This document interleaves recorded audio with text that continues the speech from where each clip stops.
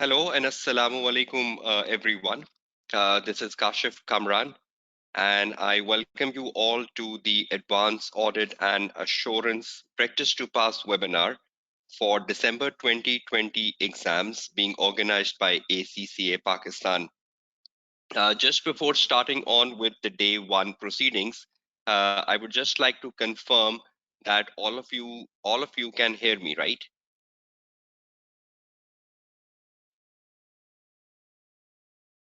Okay, that's wonderful, right? So I am starting on with the day one proceedings.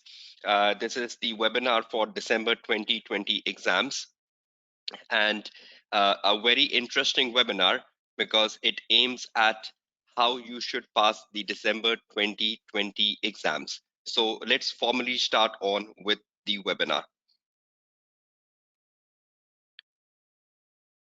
Okay, now first of all, I would like to introduce my tutor profile with all of you. And in terms of my tutor profile, I am Kashif Kamran, a fellow chartered certified accountant. In terms of my experience of teaching, it's been more than 13 years since I am teaching the ACCA qualification, and my specialization is in the AA paper and the AAA paper alongside the SBL paper. I am currently associated with PAC College in Lahore, Pakistan, which is a gold approved learning provider. And I am also associated with the Bani School of Accountancy, which is a platinum approved learning provider in Karachi, Pakistan. This will be my 10th AAA Practice to Pass webinar. And I'm really excited for that because it gives me an opportunity to keep it different from my previous webinar. Uh, my students in the previous exam sittings to AAA have scored numerous nationwide positions and global positions from Pakistan and other countries. And I'm also a registered mentor for Oxford Brookes University Research Project. Now, that is my tutor profile, and I try my best to bring all my experience together to give you another wonderful webinar this time. So let's start on with the proceedings.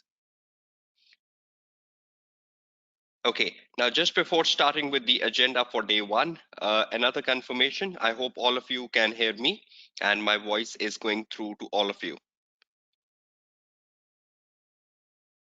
Okay, that's so great, right? So let's start on and let's start focusing on the agenda for the day one. Okay, now how can you reach me? If you have any queries, you have any questions, and you want to contact me and you want to reach me, you can follow me on my YouTube channel. You can see the link of that in front of your screen. You can follow me on my Facebook page as well, or you can email me at kashifkamran@gmail.com. So in terms of any queries you have, right? And you can be part of my WhatsApp students group. Already, a lot of students have joined the WhatsApp group. If anyone is still not part of the WhatsApp group, you will be provided with the link to join during the live session today.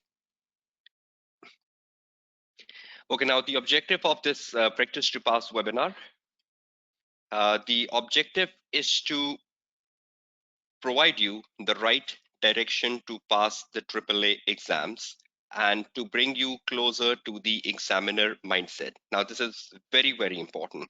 A lot of time, the students who are preparing for the AAA paper do not have the right direction to pass the AAA exams, and they are not even aware of the examiner mindset. So they're very far away from the examiner mindset, which causes the failure in the AAA paper.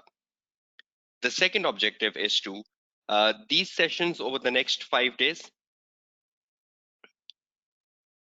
These sessions over the next 5 days will be a mind opener for all of you as they provide you the right tips and techniques to control the AAA paper and the right way to practice. So I hope you're all waiting for those right tips, the right techniques to control your AAA paper and the right way to practice. The focus on the right is very important, because a lot of time you don't have the right tips, you don't have the right techniques, or you don't have the right way to practice. Further, this practice to pass webinar will also mitigate your misconceptions and myths around the AAA paper. So let's start the journey to give you the right direction. So many times I've seen students have so many misconceptions about the AAA paper, and they go to the exam hall with the same misconceptions and myths. So this webinar will also be mitigating the misconceptions and myths around the AAA paper. So this webinar will really be bringing you closer to success in December exams if you follow the guidance of the tutor very carefully.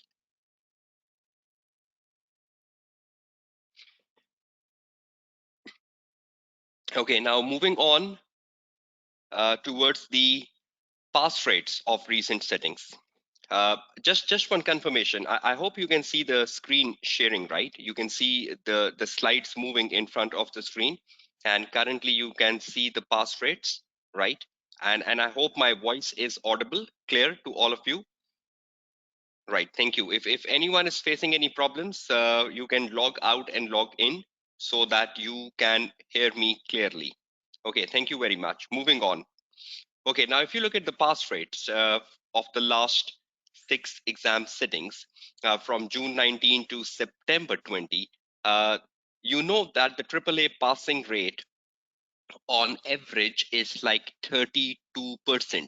So 32% is a very common number, or a very average number of students passing the AAA paper in the very first attempt. There was an exceptional passing rate, 36%, that was in September 19, but otherwise than that, the passing rate is just hovering around 30 to 33%. So you cannot just take the optimism of 36%, but you need to look at the other numbers on your screen, which is just hovering around 31, 30, and in the last sitting, just around 33%. So it's a challenging paper, right? And being a challenging paper, you need to assure that you put in the right efforts, and you put the efforts in the right direction to pass this particular paper. Now, the agenda. This webinar for December 2020 exams being organized by ACCA Pakistan is split over 5 days. Today is the day one, and followed by 4 more days to come. On the day one, I will be looking at the right strategy, and I will be focusing on the March 2020 paper. On the day two, tomorrow, I will be focusing on the business risk particularly, and the risk of material misstatement alongside. On the day three, I will be focusing on ethical, professional, and quality control issues with a very different perspective. On the day four, I will be looking at a new area, which I would be focusing on perhaps for the first time in my webinar, known as practice management, and you will all be interested in that. And on the day five, I'll come back with audit reporting. So this is the agenda. So you can plan your day before you enter the webinar. You exactly know what is the agenda on a daily basis so that you can plan it in a very effective manner. Now, it is a very big challenge for me to keep this webinar different from my previous webinars, because this is my 10th webinar with ACCA, and this is my 10th AAA webinar. So it gives me immense challenge to keep it different from my previous webinar, because there is a load of library available of my previous webinars on the ACCA Pakistan channel on Vimeo. So moving on towards the day one,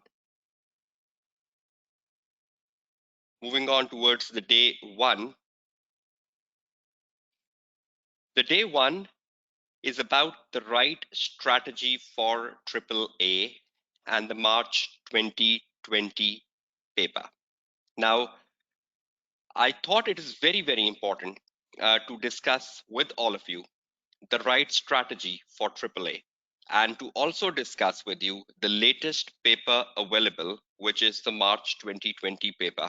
Because the other papers, which happened in the July and then in September, are not yet available on the ACCA website. So the latest paper available is the March 2020 paper, which I will be discussing with you. Okay, now the very first thing I would like to discuss with you is the syllabus. So if any one of you is giving the AAA for the very first time, you should have an idea about your syllabus, and you should ensure that you have covered the entire syllabus before you enter the exam hall on the 7th of December. The syllabus is divided into 7 syllabus areas. The syllabus area A, which is about regulatory environment. The syllabus area B, which is about ethical and professional matters. The syllabus area C, which is about quality control and practice management. The syllabus area D, which is about planning. Syllabus area E is about completion, review, and reporting. Syllabus area F is about other assignments, and the syllabus area G is about current issues. Now, how do they come in your 100 marks paper? If you look at the first 4 syllabus areas, A, B, C, D, and you look at the section A of your exam paper. Now we know the section A of your exam paper consists of 150 marks question, and the section A is very, very important because it consists of 150 marks question.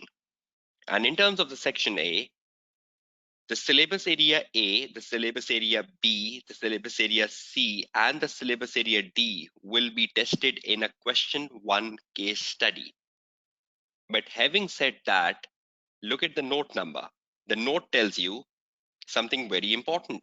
The note tells you that the syllabus area A, B, C can also be tested in question 2 or question 3. So the syllabus area A, B, and C, they can also be tested in the question 2 or question 3. But alongside that, you can find the syllabus area A, B, C, D in the section A. Now that also means that the syllabus area D, this one, the planning, is a regular feature of the section A. So syllabus area D is must in section A, right? You cannot find a section A question without the syllabus area D. But the other syllabus areas, A, B, C, they can be in the section A, and they can also be in the section B as well, right? Simultaneously, you might get them in section A, and simultaneously, you might get them in section B as well. So regulatory environment can come in the question number 1. It can also come in the section B. Ethical and professional issues can come in the question number 1. They can also come into the question number 2 or 3. So is with the quality control and practice management. They can come in the section A, they can also come in the section B. But planning is an area which will only come in section A. It cannot come in section B. So that is a very static area of your syllabus. Now, when you look at the section B, the section B consists of syllabus area E and F, and E and F will only be tested in question 2 and 3. So you cannot find the syllabus area E coming in section A, never. Syllabus area F coming in section A, never. Syllabus area E and F will only be tested in question 2 and 3. We know that syllabus area E comes in question number 2, and syllabus area F comes in question number 3.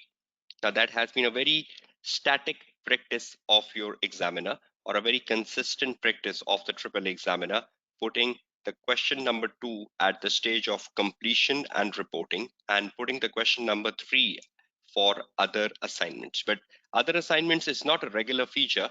You might find that in a certain exam setting, the other assignments will not come, and the examiner can replace other assignments with syllabus area A, B, and C. But that's how your question paper looks like. So the dominating question 1 consists of planning. The question number 2 consists of completion and reporting. And the question number 3 mostly consists of other assignments. Now that's how the paper looks like. The syllabus area G is about current issues, and current issues can be tested anywhere in the paper. Now, we know current issues only come in the AAA paper when the examiner sets an article. The last time the examiner sets an article on current issue was data analytics, and data analytics was examined in the last exam sitting, which was September 2020. And a 5 marks question came in September 2020 paper testing students' knowledge on data analytics. So far for the December exams, there is no current issue because examiner has not yet written any article on current issue, which we can consider as important for students appearing in December exams. So for December exam students, so far, so forth, there is no article on current issues. So you can be relaxed and you can just focus on syllabus area A, B, C, D, E, and F. I hope that's clear to all of you, right? So no current issues, so far, so forth. So you can be relaxed on the syllabus area G, and you just need to focus on 6 syllabus areas, A, B, C, D, E, F. I hope that's clear to all of you. If I can quickly find your answers. Is that clear to all of you? No current issues this time, right? Okay, that's great. So again, it's too early to predict what can come in December exams, but we'll see if we can do something in the last day of the webinar about what can be the likely topics for December exams. But again, that's something very unprofessional to pick and predict uh, expected topics. But still, we can do some analysis on that on the day 5. Today is the day 1, so we are not predicting anything. We are just focusing on how to pass the AAA paper. So let's proceed on with this with further aspects of day 1. I hope all of you are clear on the syllabus and all of you know the syllabus, right? Because that's very, very essential that you complete the 100% syllabus before you enter the exam hall. Now, moving away from the syllabus and moving away from the paper format, before I discuss more things with you, let's look at the question analysis, which is very, very important. You know your paper consists of 3 questions, right? And all 3 questions are compulsory. But have you ever wondered about your questions? Have you ever wondered about how the question comes in the AAA paper? Have you ever done a question analysis yourself? Now, I thought it's very important that in this webinar, I also do a question analysis with you. Now, when I look at the first question, which is of 50 marks, right? And you know this first question of 50 marks is set at the stage of planning. That is why the syllabus area D is a very important syllabus area, which comes in question number 1. So the question number 1 is set at the stage of planning, and that makes the syllabus area D very, very important. Now, when you look at the question number 1 for 50 marks, it is divided into 2 parts. One, 4 professional marks, and then 46 technical marks. So the 50 marks is broken into 2 parts, 4 professional marks and 46 technical marks. Now, when you look at the professional marks, you know that the professional marks is for a briefing note. And in the first question, you need to answer your question in a format of a briefing note. So you should all know the format of the briefing note, and you should all know how to answer a question using a format of a briefing note, because you have 4 professional marks around briefing notes and you should secure your 4 professional marks. And in my previous webinar, I have guided a lot about briefing note. I've guided a lot about how to write a briefing note and even the format of the briefing note. Now, when you look at the 46 technical marks you have in the question number 1, the 46 technical marks in the question number 1 consist of risk assessment. We know the most of the marks out of 46 is on risk assessment. Risk assessment is an integral part of the question number 1. You cannot find a question number 1 without risk assessment. And ideally, out of the 46 marks, on average, 20 to 24 marks are allocated on risk assessment. So that is such an important part of the 46 marks. Now, beside risk assessment, what other topics comes in 46 marks? Ethical and professional matter, a very regular feature of 46 marks. It is not something which comes on a consistent basis, but you will find ethical and professional issues in like 4 exam settings out of 5. 4 exam settings out of 5. So it is quite a regular feature, right? It's not something integral like risk assessment, but it is quite a regular feature. On average, whenever ethical and professional matters comes in the question number one, the average is minimum 6 to maximum 10 marks. Then another area, audit procedure, just like ethical and professional issues, 4 out of 5 exam settings. 4 out of 5 exam settings. In the recent past papers, since September 18 exams, I think since September 18 exams, procedures have come in almost every single exam setting. Even the procedure came in the last exam paper, September 2020. Procedures is a regular feature of your 46 marks. And on average, you find procedures from a minimum 5 marks to a maximum 10 marks in the past paper, in the first question. Then, more importantly, the area of practice management have started to come more recently. Now, if you look at the recent papers since September 18, if you look at the recent papers from September 18 to March 20, because the other papers after March 20 are not published, but practice management have become a very regular feature of recent papers. An examiner is very keenly asking practice management for something like 6 to 10 marks. And even in the last exam, September 20, the feedback I got from the student, because the paper is not published, the student did provided me a feedback that there was a 10 marks question on practice management even in the last exam paper, September 2020. So examiner is quite keenly focusing on practice management. And that is the reason I have included practice management in my webinar this time, and I will be focusing on practice management on the day 4 of my webinar. So you will all be anxiously waiting for that. So look at the breakup of the 46 marks. Risk assessment is an integral part, so that is the reason I put that in black.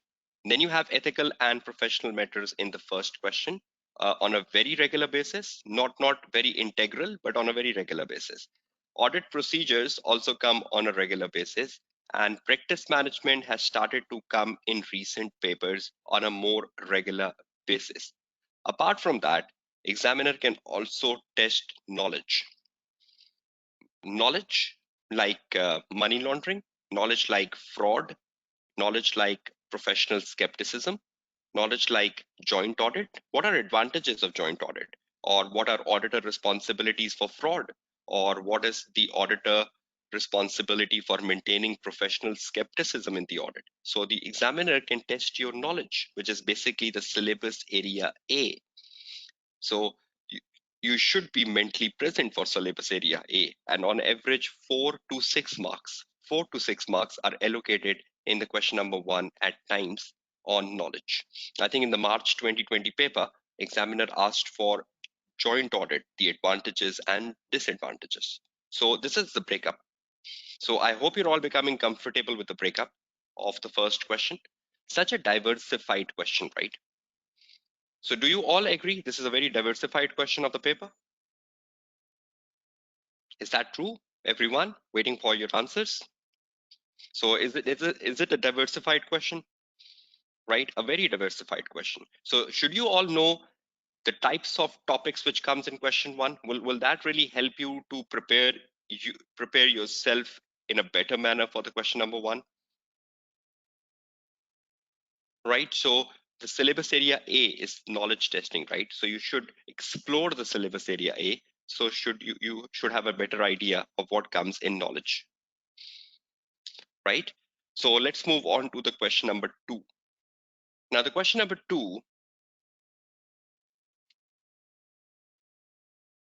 the question number 2 of the exam paper, AAA, is a question for 25 marks. And this question is set at the stage of completion, review, and reporting. Right? So question number 2 is set at the stage of completion and reporting. Just like the question number 1 was set at the planning stage, the question number 2 by default is set at the stage of completion and reporting. So you should know the topics which comes at the stage of completion and reporting in order to be better prepared for the question number 2. Now, the question number 2, because it's set at the stage of completion and reporting, it includes topics like evidence, because evidence is something which is performed at the stage of review. The manager review your working papers for evidence, and the manager reviews the working paper whether you have gathered sufficient appropriate audit evidence or not. So evidence is a very typical question which comes at the stage of question number 2, because it's something assessed at the stage of completion. In the September 2020 exams, the question number 2 consists of evidence. Ethical and professional matters. So ethical and professional matters can come back in question number 2. They can be in question number 1, they can be in question number 2, right? So ethical and professional matters is a very regular feature of your 100 marks paper. You cannot have a fear factor of ethical and professional matters. The more you run away from ethical and professional matter, you are making your life risky for AAA. You should be very good at ethical and professional matters wherever they come in the 100 marks paper. So can you find ethical and professional matters in the question number 2? Yes. Quality control matters. You will never find quality control matters in the question number 1, because quality control is something you do at the stage of completion. Quality control is something you do at the stage of review. So you will never find quality control coming in the question number 1. You can find ethical and professional issues in question number 1, right? But the quality control matters can either come in question 2, or they can either come in question number 3. Going concern. Such an important activity which happens at the stage of reporting, such an important activity which happens at the stage of review. So a question on going concern. And for your exams coming up in December, going concern is very, very important. And I will spend time on it on day 5. So when I conduct the day 5 of the webinar, I will be spending a careful time on going concern, right? So please note, going concern is very, very important for the upcoming exams in December 2020. Is that clear to all of you? Have you noted it down? Okay, that's great. And apart from going concern, communication to those charged with governance. We have seen that since September 18 exams, right? Since September 18 exams, communication to those charged with governance have come once. And I would still consider this as very, very important for December exams. So also mark this as very, very important. Communication to those charged with governance. We'll spend some time on this as well on the day 5 of my webinar, right? So communication to those charged with governance has been feature of your past paper just once since September 18. And then finally, a very typical question on audit report. Audit report is an integral part of the question number 2, right? You might find audit report for less marks or more marks. So just like risk is an integral part of the question number 1, right? In the same manner, audit report is an integral part, right? Audit report is an integral part of the question number 2. So can you look at the picture of question number 2, everyone? So anything which comes at the stage of completion, review, and reporting has been a regular feature of the past papers in terms of question number 2. So if you practice variety of question number 2s, you will find more and less these topics in the past papers, right? Okay, and during the webinar, if you have asked any question and the tutor has not responded to your question, because the tutor is more focused in delivering the webinar, so you can raise that same question in the WhatsApp group so that the tutor can reply to your query over the next 1 or 2 days, right? Okay, so the question number 2, is everyone clear with the question number 2? And is everyone clear with the diversity of the question number 2? Okay, that's great. Now moving on towards the question number 3. Now the question number 3 of the paper. Now the question number 1 was set at the stage of planning. Wonderful. The question number 2 was set at the stage of completion, review, and reporting. That's wonderful. Now the question number 3, the audit has ended. Planning, reporting. The cycle of audit has ended, right? So when the cycle of audit has ended, where will the examiner put the question 3? And the question 3 of the AAA paper becomes a more open question in the AAA paper. It's at an unspecified stage. So the question number 3 has no stage, right? Planning stage, question number 1. Completion stage, question number 2. But the question number 3 is at an unspecified stage, and it's the open question in AAA paper. I always tell students that the question number 3 is an open question in AAA paper. But is there any pattern which your AAA examiner follow in terms of question 3? The answer to that is yes. Now, if you look at the past papers since September 18, when the paper format was changed. So since September 18, if you look at the question number 3, you will find consistency in your examiner approach. Let's see what comes in question 3. Other assignments. This is the most integral part of question number 3. This is a syllabus area F, right? I was just telling you just a couple of minutes ago that syllabus area F comes in question number 3, other assignments. A question on forensic audit, a question on due diligence, a question on prospective financial information. They have been a very common feature of your past papers in question 3. If you spend time on question 3 from September 18, you will find review of prospective financial information. You will find due diligence. You will find forensic audit. So quite a regular feature of question number 3 is other assignments, syllabus area F. So you need to consider that as a very, very integral part. Beside other assignments, in the question number 3, you can find ethical and professional matters. So see, then they're not leaving you.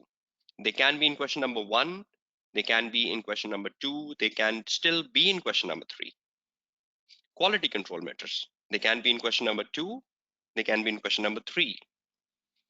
Knowledge areas like professional skepticism, like money laundering, like fraud, like auditor liability, like opening balances. So the knowledge areas, using the work of others. So any knowledge area, right, can be part of the question number 3. But other assignments is a more important topic which comes in question number 3. So is everyone clear with the boundaries of question 3? So is this question analysis helping you? So has this question analysis help you? Right, so knowledge areas can come in question number 1 as well, and the knowledge areas can come in question 3 as well. And so you should be very good on the syllabus area A. So please ensure that your exam papers from September 18, you should solve each one of them. You cannot skip any past paper from September 18 onwards. So every past paper from September 18 onwards, you should solve it. So you have a very good idea of what comes in question number 1, what comes in question number 2, and what comes in question number 3. So please have a careful question analysis. These presentation slides are already with you in the handout sections. You can download them from the handout sections so that you can take a printout of them and maintain a very proper file as you prepare yourself for exams in December 2020. So this presentation will help you when you do the past papers. Okay, now moving away from the question analysis, my previous AAA practice to pass. I hope you all know this is my 10th webinar, And before this webinar, I have conducted 9 consecutive webinars for ACCA, for AAA. I started my journey for the AAA webinars in March 18, and till March 20, I consecutively conducted 9 webinars. Now, there is a load of libraries which you can access. There is so much you can explore from my previous webinar, because in 15 hours, you have limitation. You cannot deliver everything, right? But you have to deliver the most important things. You have to deliver the more important aspects of AAA, which can help students to pass. So you should explore my previous AAA practice to pass sessions. You can reach ACCA Pakistan previous webinar on their Vimeo channel, and this is the link of their Vimeo channel in front of your screen. And I would personally recommend all of you to at least watch the following webinars. I would prefer that you watch these 4 webinars minimum. My March 20 webinar, my December 19 webinar, my September 2019 webinar, and my June 2019 webinar, right? So please ensure that you watch these 4 minimum webinars. Have you all noted that down? So because this is a very frequently asked question by a lot of students, which webinar we should follow, which webinar we should listen. So at least 4 minimum webinars: March 20, December 19, September 19, and June 19. You can go to the vimeo.com, and vimeo.com/ACC Pakistan. You will find all the previous webinars there, and uh, you can watch these previous webinars, so it can give you better understanding, better knowledge of the areas which we are not covering in this webinar. So if you watch the previous 4 webinars, every webinar is of 15 hours. So 15 multiplied by 4, that makes it 60 hours. And 60 hours plus the 15 hours of this webinar, that's 75 hours. Now, these 75 hours can be a game changer for you as you prepare for exams in December 2020. So will all of you be going to the ACCA Pakistan channel on Vimeo and exploring these webinars if you have not yet watched them? And if you have watched them, that's wonderful, right? If you haven't, please do watch it, because this is a frequently asked question by students, which webinar we should follow. So I would prefer my 4 previous webinars, right? And with those 4 previous webinars, follow this one, because this webinar is more focused towards December exams, right? Okay, so these are the previous webinars. I just want to show you one thing right here. If you go to the ACCA channel on Vimeo, which you can see right in front of your screen now, right? This is vimeo.com/ACCA Pakistan, right? So when you go to this panel,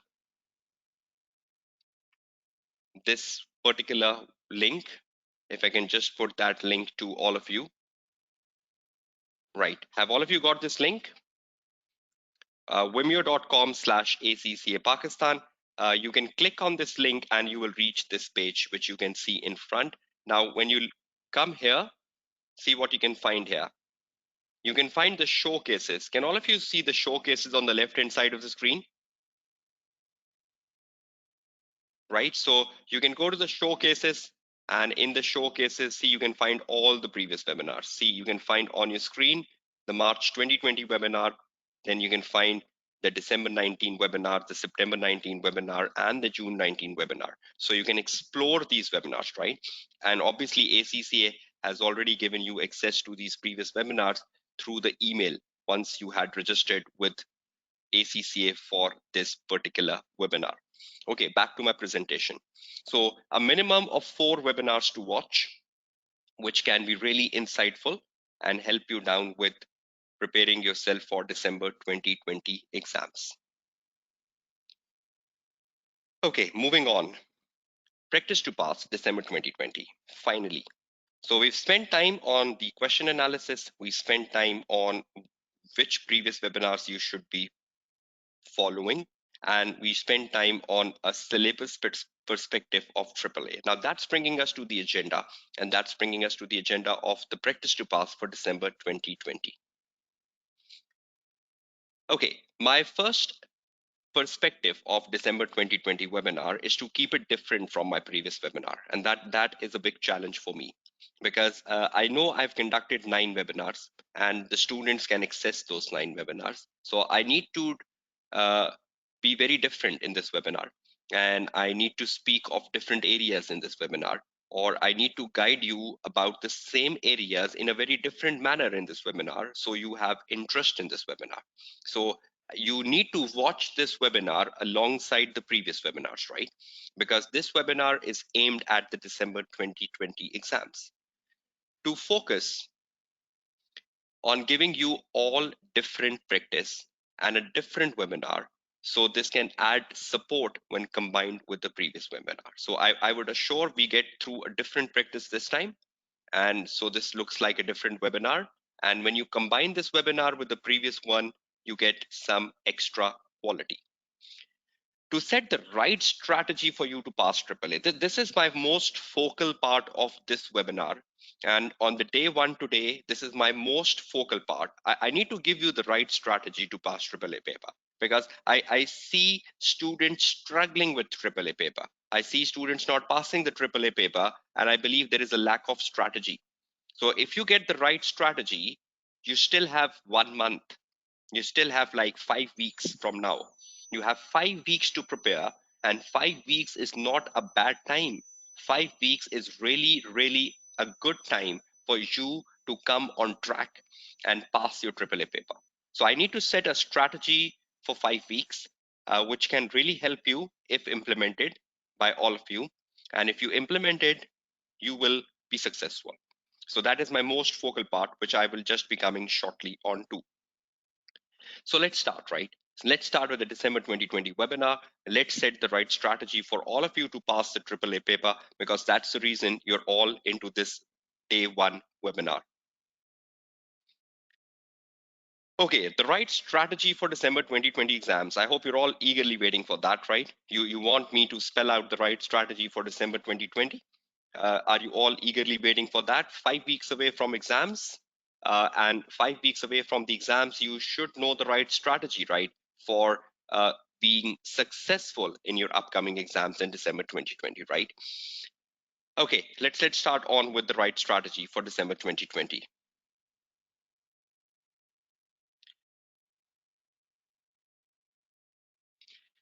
After the end of this webinar, you will have a month before exams, and it is a very good time for you to implement the strategy of this webinar.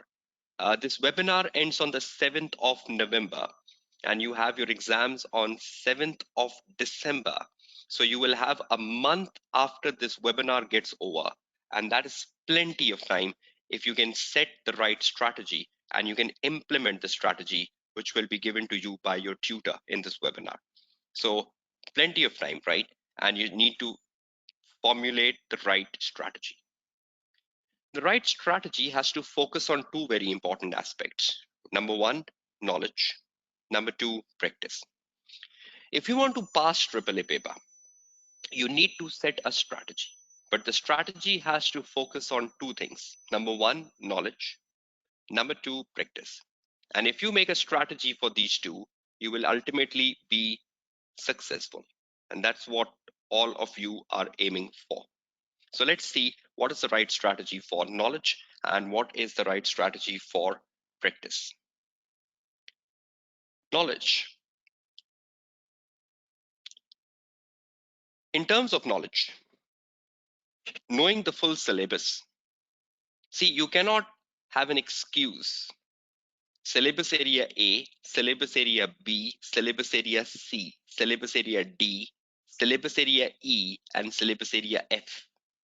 Knowing the full syllabus. You cannot say, I'll do a selective study. No, you cannot do a selective study, right? I know the time is less now, but you had time. You had time. Either you wasted it or you utilized it. But you cannot have an excuse that I will go to the AAA exam hall with an incomplete syllabus. No, you should go with the full syllabus. So if you think the time has run out for the full syllabus, then you need to find some selective studies. But still, I will never prefer selective studies over full syllabus. You should go with full syllabus because you never know the mindset of the examiner. What will the examiner ask for? Sources of attaining knowledge. What sources of attaining knowledge you should be using? Are there any recommendable textbooks? What to revise? How to revise? Is there any need to retain or rote learn? Do you believe these questions in front of the screen are the questions which are coming out of your mindset? I try to create questions reading the mindset of the student. Do you all agree with these questions? Sources of attaining knowledge? Question mark. Any recommendable textbooks? Question mark. What to revise? How to revise? Is there any need to retain something? Is there any need to rote learn something? Do you all agree these are perspectives of students? So we should find answers to them, right? We should find answers so we are better prepared. So I'll be giving you answers to all these questions, right? That what are sources of attaining knowledge? Are there any recommendable textbook? What to revise? How to revise? To me, the best source of attaining knowledge is the articles. Best source of attaining knowledge. You should spend careful time on examiner articles. Have you ever bothered about that? Let me show you the best source of taking knowledge. I would not prefer textbook. I would not prefer textbooks at all. I would prefer that you download the articles, take a printout of the articles, and read them. Yes, in an area where there is no article, you have to read the textbook. But if in an area you have an article, I would not prefer book over article. I would prefer article over book. Is everyone clear on that? So you all see this ACCA website, right? Perhaps every day. You all know this ACCA website, right? Where you have the AAA paper. Now, when you go to this website for advanced audit and assurance, which is right in front of your screen, right? I've just shared the hyperlink with all of you. This is the website for advanced audit and assurance. And when you scroll down this website, all of you can see the technical articles. Can all of you see the technical articles? You click on the technical articles, right? And you reach the page of technical articles. This is the page of technical articles. And to me, this technical article page should take precedence over the book. Should take precedence over the book. I have shared the hyperlink of the article page with all of you, right? To me, the technical articles should take precedence over the book because technical articles is the mindset of the examiner. And what will come in the exam paper?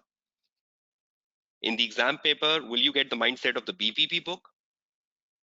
Or in the exam paper, will you get the mindset of the examiner? What should be the answer?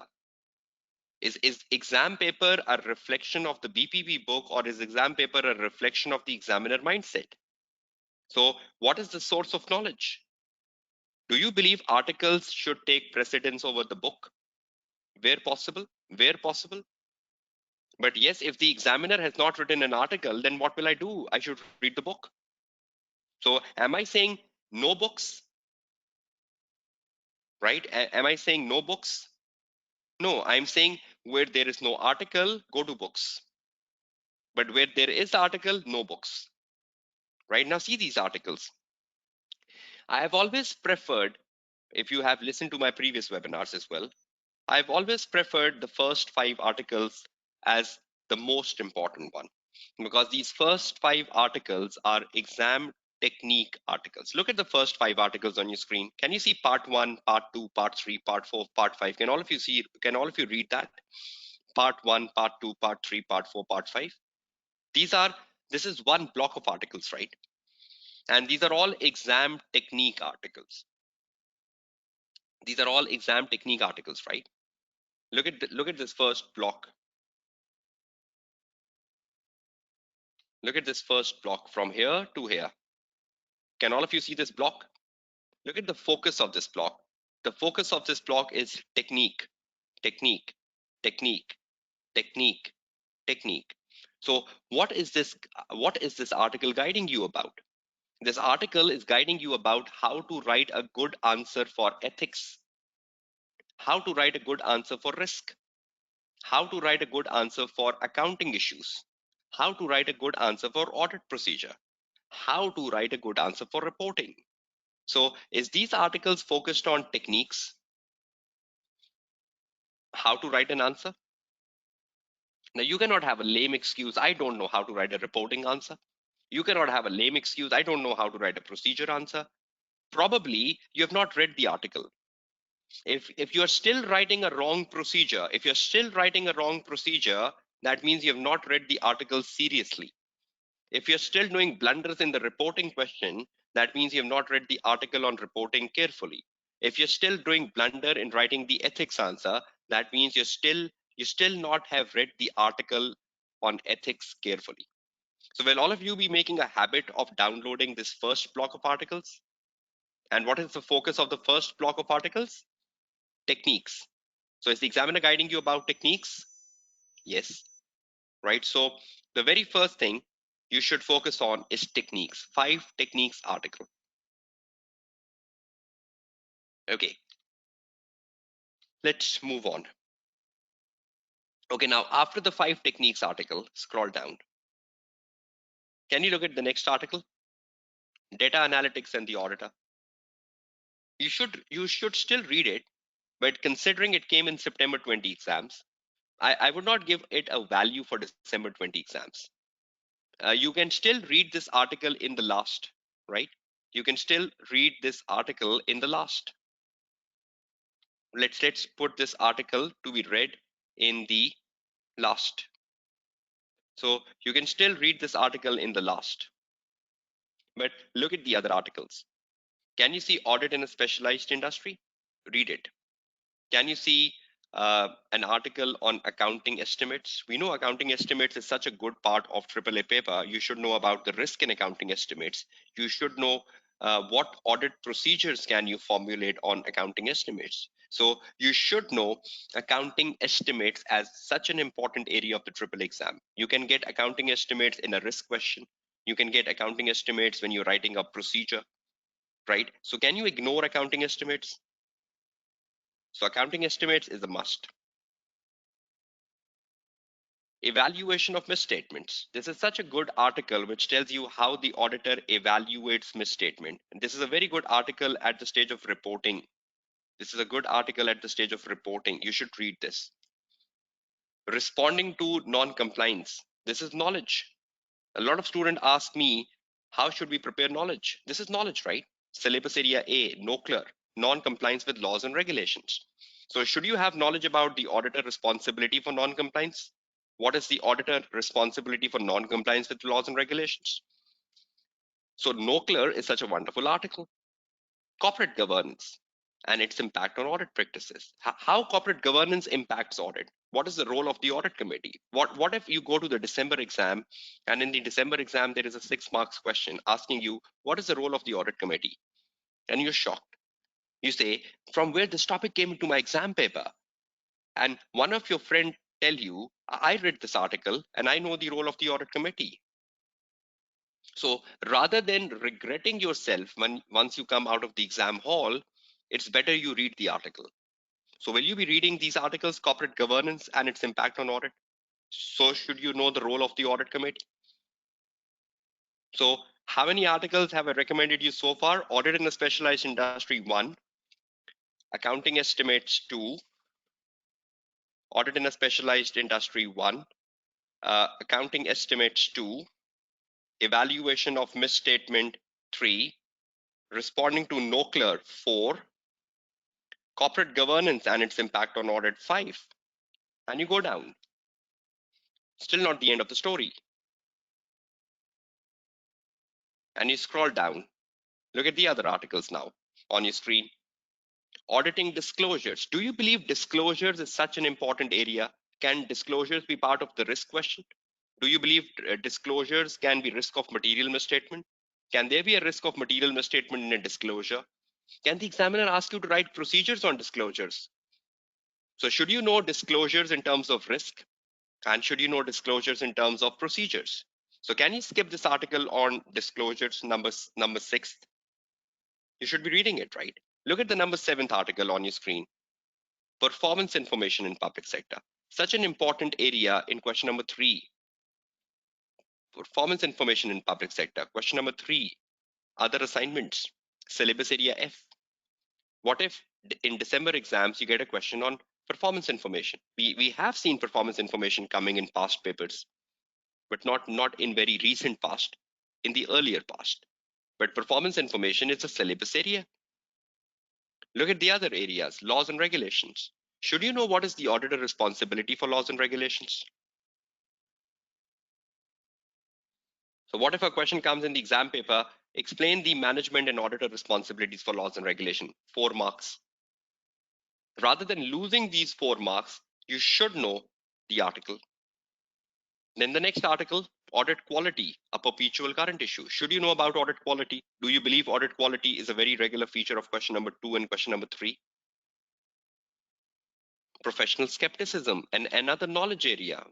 A lot of time examiner asks you professional skepticism. What if the examiner asks you, what is the importance of professional skepticism? Explain the importance of professional skepticism in planning the audit. And you are shocked, you are blank. Please ensure you read these articles, because these articles are not just providing you knowledge, these articles are also preparing you for exams in December 2020. If you are reading the book, I would prefer hold the book, and from tomorrow start reading articles. Once the articles are completed, judge yourself, analyze yourself, and see, is there a need to read book, and in which areas you should read books. Right? Moving towards the last of the articles now. Look at the other articles. Using the work of internal auditor, such an important article. Should you know how the auditor used the work of internal auditor? Should you know how the auditor evaluate the independence of internal auditor, the competence of internal auditor, the experience of internal auditor? I hope you all know the prerequisites, right? The prerequisites of using the work of internal auditors. So should you read this article to know how the auditor used the work of internal auditors? This is basically the F8 knowledge. This is basically the AA knowledge. Do all of you agree with me? Do all of you agree with me that you should know the internal audit and how the external auditor used the work of internal auditor? Auditor liability. Since much longer now, we have not seen a question on auditor liability. If I'm not wrong, the last time we saw a question on auditor liability might be 5 years ago, 6 years ago. What if the examiner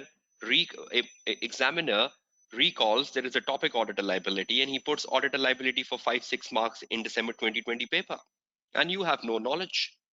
You have no knowledge. So auditor liability is such an important area. So you cannot just afford to lose auditor liability using the work of internal auditor, right? I would not prefer that you read this article. This is very old article. Just cross this article, control environment. But I would prefer that you read the other two here. These are very important articles. Completing the audit. What sort of activities the auditor do in completing the audit? So what sort of activities the auditor do when he's completing the audit? Is a very good article. And I cannot just see students ignoring this article. Look at this article.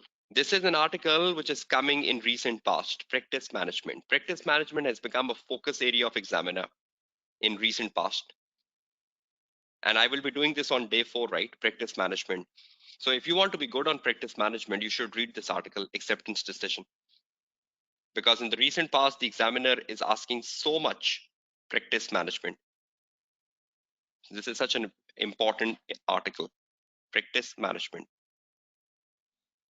So I hope you realize the importance of these articles. And the finalist, I would prefer no other articles beside this, right? The maximum after acceptance decision you can read, after acceptance decision, the articles you can read is cross this article. Cross this article. Going concern is an old article, right? Don't read it, because the going concern has changed. The reporting has changed on going concern, so you will get an old knowledge on that. Just leave it. Audit risk, leave it, because you're already reading the part one. Leave this article. Leave this article. You can read this article on fraud. Read the article on fraud, right? So you should know the auditor responsibility for fraud. Read the article on forensic accounting, right? Read the article on forensic accounting. Read that as well, on forensic accounting. So 2 articles from here, and you move down. Uh, yes, I cannot just tell you not to read this. This is very, very important. You should read this. Communication with those charged with governance, such an important area for December exams. So the auditor report to those charged with governance, it is an important area for December exams. So please don't skip this. Examining evidence, ignore it. Audit working papers, ignore it. So in my list, I have 16 articles plus 5 techniques articles. So my list is going up to 19. I hope you reconcile that with me. I recommended you 5 technique articles followed by 16 other articles. So 16 plus 5 is making my list up to 21, sorry. 16 plus 5 is making my list to 21. Total 21 articles, right? So you can watch the recording of the session today just to reconcile that there are total 21 articles to read out on the website of ACCA, right? I hope you give time to these articles. So is everyone clear? So have all of you got my message? Reading the book? No, stop the book. Read the articles. And after you read the articles, then go back. So I have recommended you skipping articles, right? Skip them. Now the problem is that the student will ask me, should we read this? Should we read this? Should we read this? No, if I've skipped an article, I've skipped it, right? I've just given you a list of 16 articles plus 5 technique articles, right? So please follow that list. So if I just put that on my Word file, this is the Word file I will be using on a daily basis, and I'll keep sharing this on the WhatsApp group. So in terms of the knowledge, day 1, what I have guided you. I've guided you that you should read 16 articles for the sake of knowledge. And I've guided you that you should read 5 articles for the sake of exam techniques, so that you know the exam techniques, right? So 16 articles on knowledge and 5 articles on exam techniques. I hope you've noted them down carefully. And this is how you should be going with knowledge part in terms of December exams, right? So articles over book. That's the message. Okay, move back to the presentation. I will be sharing this Word file. Whatever I write on this Word file, it will be shared with you on the WhatsApp group.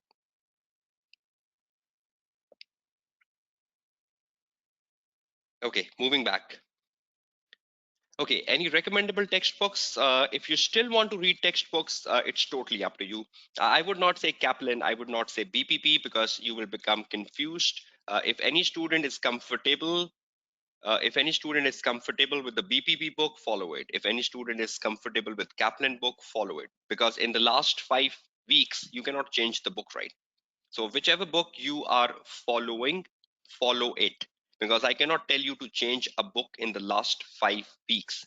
So any recommendable textbooks, it's totally up to the student. What to revise? I've just given you a quick list of what to revise. I've recommended you some 16 articles where I foresee them in December exams, and I don't want you to take any risk, right? How to revise? The how to revise is important, because a lot of time I've seen students going too much into textbooks. How to revise? How to revise? The best approach for AAA is skimming over the article or skimming over the book. But I've seen students spending too much time on books. Deep readings of books. Never do deep readings. Never do deep reading of books. Don't waste time. You should spend time on practice of the past papers. Should you read the books? Yes. Should you read the articles? Yes. But just skim over them, right? I hope you know the literal meaning of the word skimming. Not deep readings, right? So just skim over the article, right? Just skim over the book. Never do the deep reading, right? Never do deep readings of books. Don't waste time. 5 weeks, 5 weeks, right? You should create a balance between knowledge and practice. You cannot give the 5 weeks to knowledge. You have to give time to knowledge and practice. I hope that's clear to all of you, right? How to revise, right? Is that clear to everyone?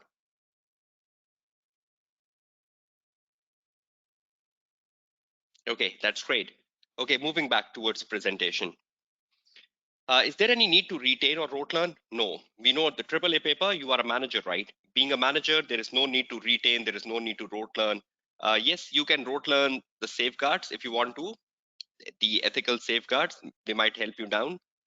So if you want to learn the safeguards, you can learn the safeguards for ethics. That's one area. Uh, Other areas you can rote learn is like knowledge areas like auditor responsibility for fraud or auditor responsibility for opening balances or the auditor the importance of professional skepticism, something like that can be rote learned, right? So is there any list you can rote learn? Is there anything you should know beforehand? uh, let's find the answer to that. Is there anything you can just rote learn? Though rote learn is a very illogical word. I don't like rote learning, right? But the students do. Is there anything you can just retain rather in your mindset? Retain. Uh, I would prefer, yes, there's something you can retain, like something like importance of planning and audit, or something like importance of professional skepticism, importance of professional skepticism in planning the audit,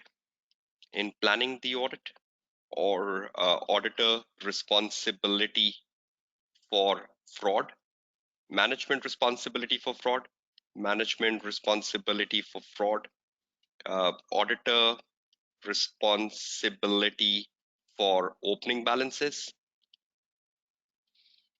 right? Auditor responsibility for laws and regulations, auditor and management responsibility for laws and regulations.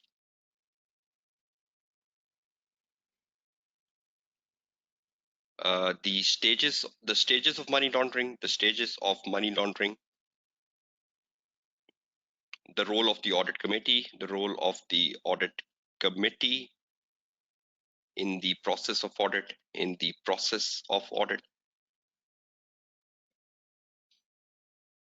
using the work of others, the prerequisites. Do you all know the prerequisites of using the work of others?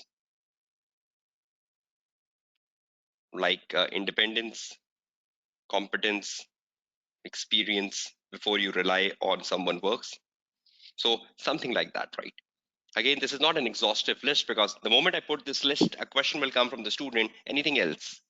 No, this is not an exhaustive list. Let me write that. This is not an exhaustive list. I hope that will mitigate the questions coming from all of you. This is not an exhaustive list, right? But is it giving you an examples of things you can rote learn? Yes, I just mentioned one more thing, which I'm just skipping from here. Can be the safeguards for ethical threats. You can learn them, something like that, right? So might help you. Okay, is that clear? Anyone copying things from screen? I'll be sharing this Word file with all of you, right? So still anyone taking notes from the screen, you can just take a screenshot or a snapshot.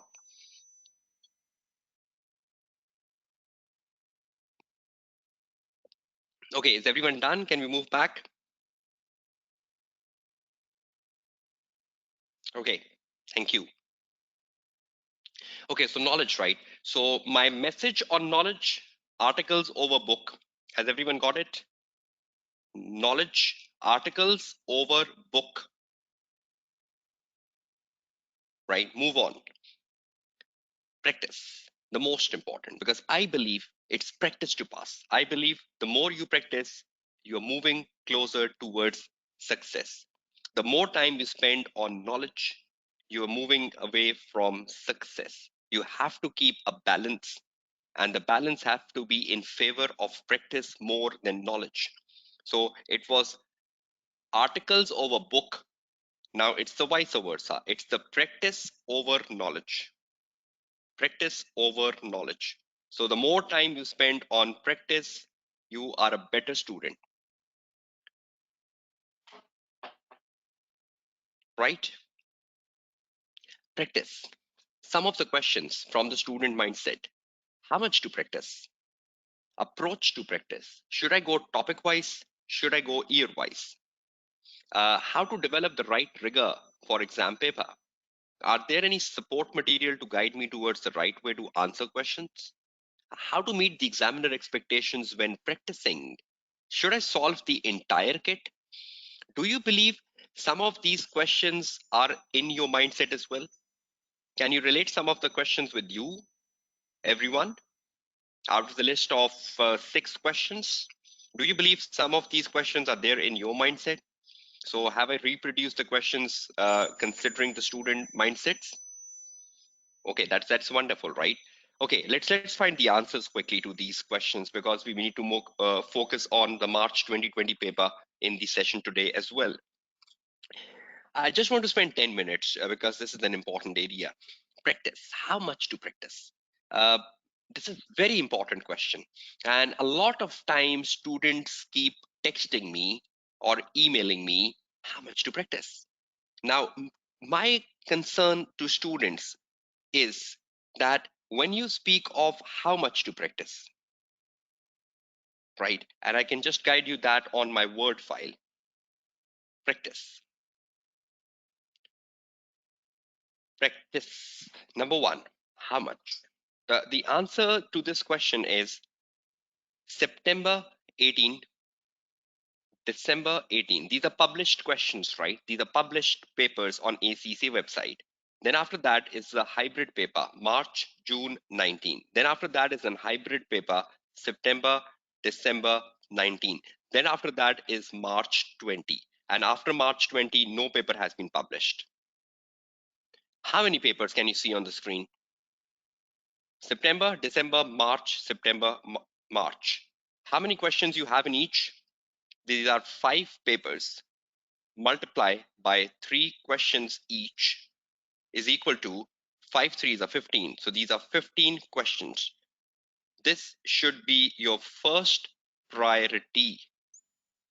You cannot enter the exam hall without attempting 15 questions on in front of your screen. Must. This is your first priority. From tomorrow, sit down and do these 15 questions. Must for all of you. Every single question. Now, the other question arises, is that enough? No, I'm not saying this is enough. But these 15 questions will prepare you in the better manner for December 2020 exams, because these are the papers which have the new format, 3 questions. Now, when you go behind September 18, which format of question will you see? 5 questions. From September 18 exams, we saw the new format, right? The new format of 3 questions, right? So you are going for December exams, right? Will you see the new format? Will you see the old format? So first of all, you should prepare yourself from September 18 to March 20. Now, once you're done with it, should you move towards your second priority? Yes. Your second priority is, let's put that in blue. Your second priority should be papers from June 18, move back, March 18, move back, December 17, move back, September 18, September 17. These are hybrid papers, sorry. September, December 17, September, December 17. Then you have this hybrid paper, March, June 18. Then after December 17, you will see individual papers, June 17, December 16. And I would prefer that you stop here. You stop here. Maximum, what you can do is you can incorporate June 16. You can incorporate June 16. Now see how many papers you have in front of your screen into your second priority. You have total of 5 questions in your second priority. How many does that make? 1, 2, 3, 4, 5. 5 multiplied by 5, right? 5 multiplied by 5 is equal to how much? 25 questions. This should be your second priority. If you need any paper, I'll share that paper with you on the WhatsApp group. Don't worry about it. If you want the 16 papers, I can give you the 16 papers on the WhatsApp group. So irrespective you have these papers or not, the WhatsApp group have been created, right? The WhatsApp group have been created so I can share the papers with you, not to worry about. But how many papers you need to practice now? 15 questions. You have 15 questions, and followed by the 15 questions, you have another 25 questions. So in total, how many questions you have now? Total, you have 40 questions to practice. This is wonderful. This is wonderful. I will never prefer you do kits. I will never prefer you do kits. I will never prefer you do full kits. I would prefer that if you seriously spend time on 40 questions, you will be successful. Seriously spend time on 40 questions, right? I hope you're getting my message, everyone. Right? Now, the second question is, you practice. How many questions you practice? 40. But how would you know you're writing the right answer? How would you know you're getting the right answer? How would you know that you're writing which will enable you to pass? Now, when you are solving a question, what should you do? Right? Listen very carefully, right? I'm doing something very, very important. Listen to this very, very carefully. Now, suppose your step one. Your step one is you pick September 18. You pick September 18 question paper. You pick September 18 question paper, right? Step two, you attempted the September 18 question number 1, question number 2, question number 3, right? You attempted September 18 question number 1, 2, 3 in your register, or in your on your writing pad, or on the computer, on the Microsoft Word, whatever, right? You attempted it, right? Now you pick up the September 18, you attempted. Now once you attempted it and you wrote the answer, now how would you know your answer is good or bad? Now just before you do anything else, your step 3 should be, look at the step 3, very, very important. Read the examiner report for September 18, question number 1, question number 2, question number 3, and compare your answer with examiner report to see whether your answer contain any issues, or shortcomings highlighted by the examiner in the report. Look at the step 3. Everyone, look at the step 3. Just read it. Just read it for 1 minute. Read the examiner report for September 18, question number 1, 2, 3, and compare your answer with the examiner report. Not with the examiner answer, right? Not with the examiner answer. With the examiner report to see whether your answer contains any shortcomings, to see whether your answer contains any shortcoming highlighted by the examiner. What if the examiner is telling students should not do this and your answer has that? Is everyone getting my point? What if the examiner report is telling students should not do this and your answer contains that? So will this step 3 help you with a self appraisal? Will this step 3 help you with a self appraisal, everyone? Will this step 3 help you with a reflection? Help you with a reflection? And is this step 3 important? Is this step 3 important? A lot of times student starts to compare their answer with the examiner answer, which is technically wrong. You should compare your answer with the examiner report to see whether your answer contain any issues or shortcomings highlighted by the examiner in the report.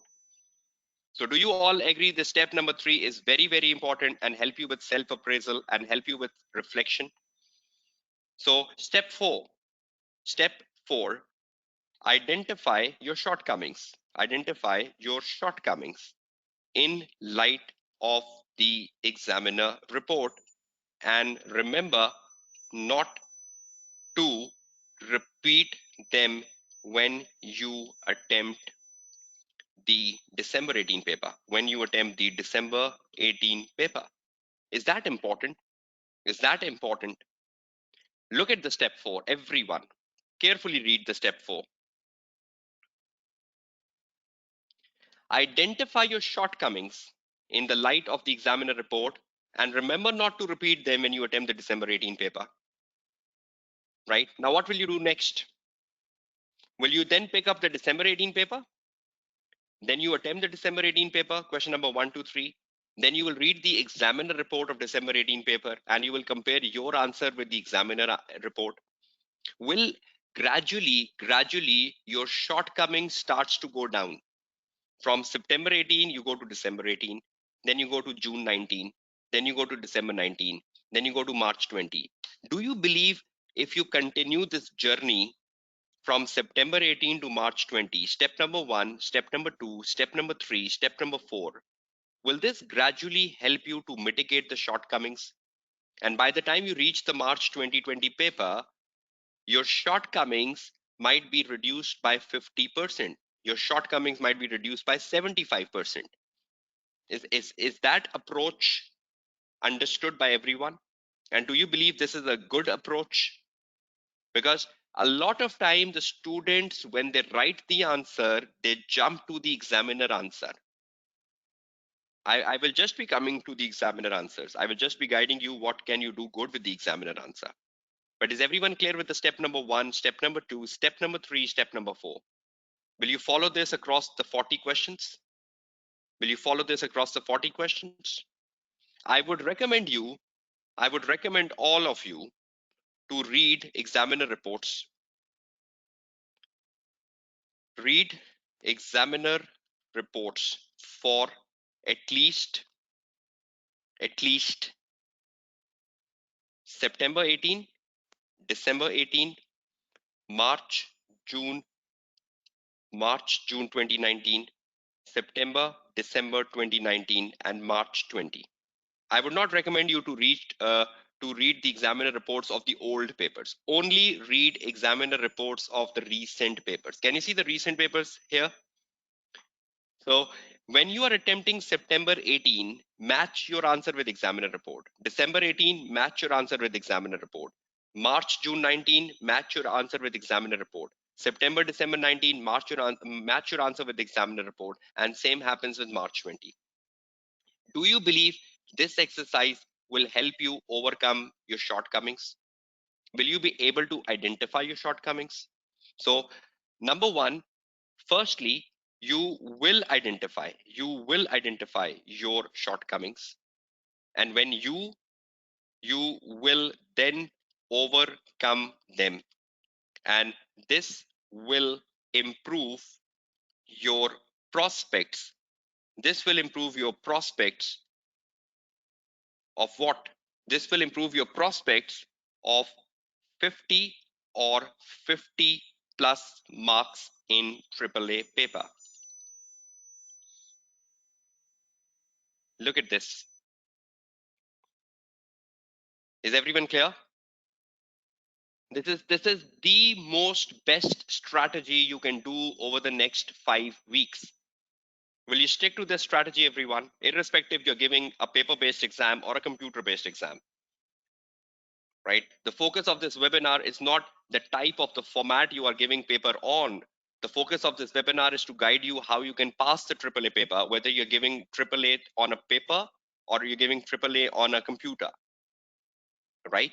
So is everyone clear? I've seen students struggling to pass AAA, stuck at 47, stuck at 48, stuck at 49, and they ask me, what should I do? And I reply to them, follow this approach. Because till the time you don't do a self-appraisal of yourself, how will you pass? Do you believe without doing your self-appraisal, you will pass? Can you pass without doing your self-appraisal? So is everyone clear on this strategy? So moving back, right? How much to practice? Approach to practice. How to develop the right rigor? I hope I've answered all these questions, right? How to develop the right rigor? Compare your answer with the examiner answer. Is there any support material to guide me towards the right way to answer? Support material to guide me the right way to answer? One of the support material is examiner reports, and one of the support material is the technique articles. The technique articles. How many technique articles are there to guide you to write a good answer? 5. So look at the number 4, everyone, carefully. Are there any support materials to guide me towards the right way to answer?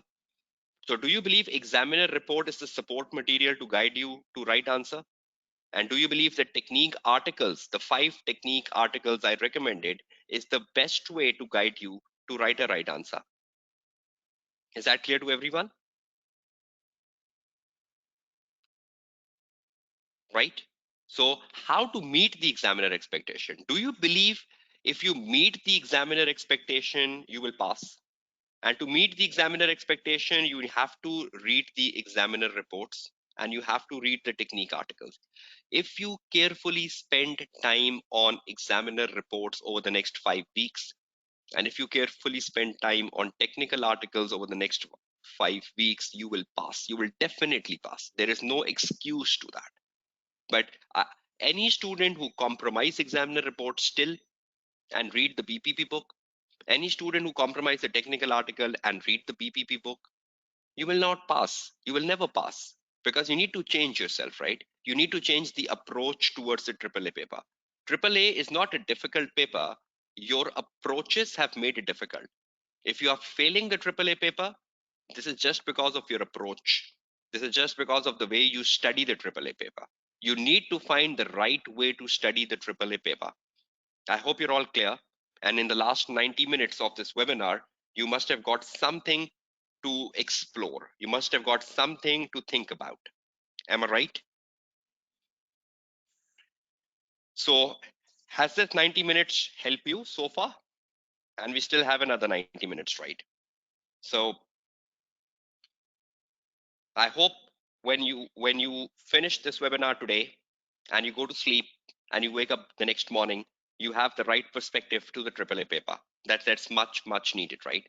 And surely I'll be coming across a break pretty soon. Okay, moving on towards the next phenomena. March 2020 paper, in-depth analysis. This is such an important phenomena I will be doing in my second phase of my webinar today. March 2020 paper. This is the most latest paper uploaded on ACCA website because we don't have the July paper uploaded. We don't have the September paper uploaded. Otherwise, I would have done an in-depth analysis of the September paper. But the most latest paper available, I want to spend 90 minutes on that. March 2020 paper, in-depth analysis. And this will give you so much to think about. And the the way I investigate the March 2020 paper with you, in the same manner, you will investigate September 18.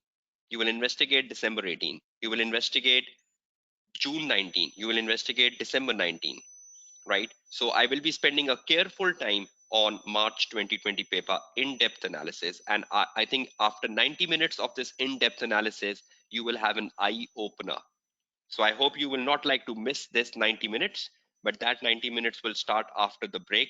It's 10 p.m. Pakistan Standard Time. We have been into 90 minutes of this webinar, and it's high time that you should be given a break, right? So I hope you come back into the live session after 15 minutes. So we're taking a 15 minutes break at 22:15. That is 10:15 p.m. Pakistan Standard Time. I'll resume back. So I hope you will not like to miss the last part of the webinar today. Be back to the live session at 10:15 p.m. Pakistan Standard Time. So currently we're having a break, and we are having a break till 10:15. We're having a break till 10:15 p.m. Pakistan Standard Time, and I'll resume at 10:15 and we'll go up to 11:35, and we'll wrap up things at 11:35 so that you have a wonderful insight of the March 2020 paper. Okay, just after a break, uh, your feedbacks so far. How have been the session today? You joined 90 minutes ago and 90 minutes later, though it's the day one, and you still have 5 more days to come, 4 more days to come, and things will change rapidly in the next 4 days. But so far, so forth.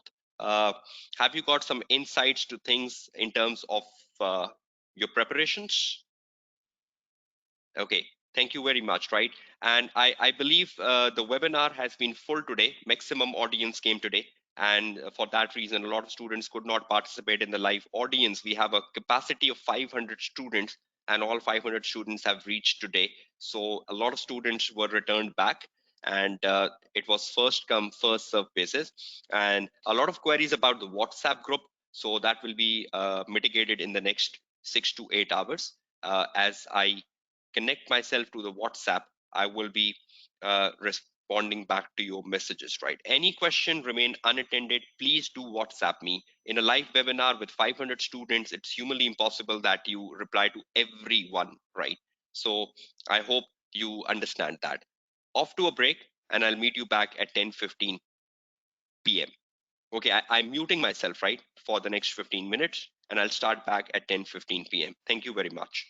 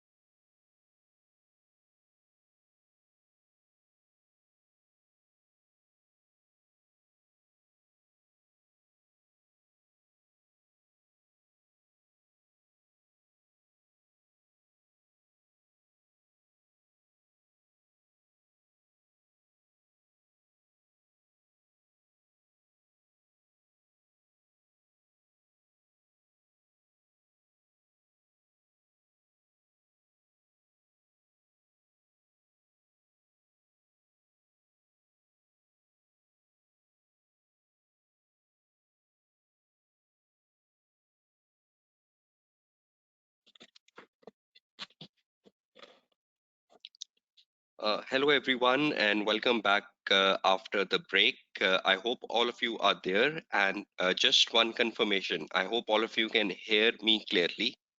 My voice is audible to all of you. Okay, thank you very much for that. So, if you can all hear me, we are into this part two of the day one. And the focus of this second part is on March 2020 paper, in-depth analysis. It will be another very important part as I will focus on the March 2020 paper and will have an in-depth analysis of the March 2020 paper, which will really be helpful for you as you prepare for your exams coming up in December.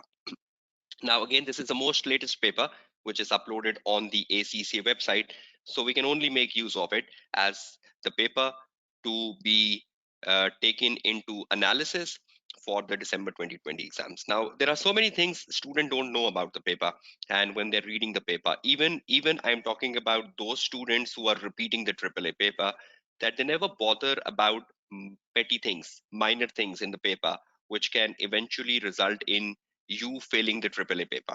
So I just want to go over the March 2020 paper from the question number 1 to question number 3, just doing an in-depth analysis and guiding you about how you should be preparing.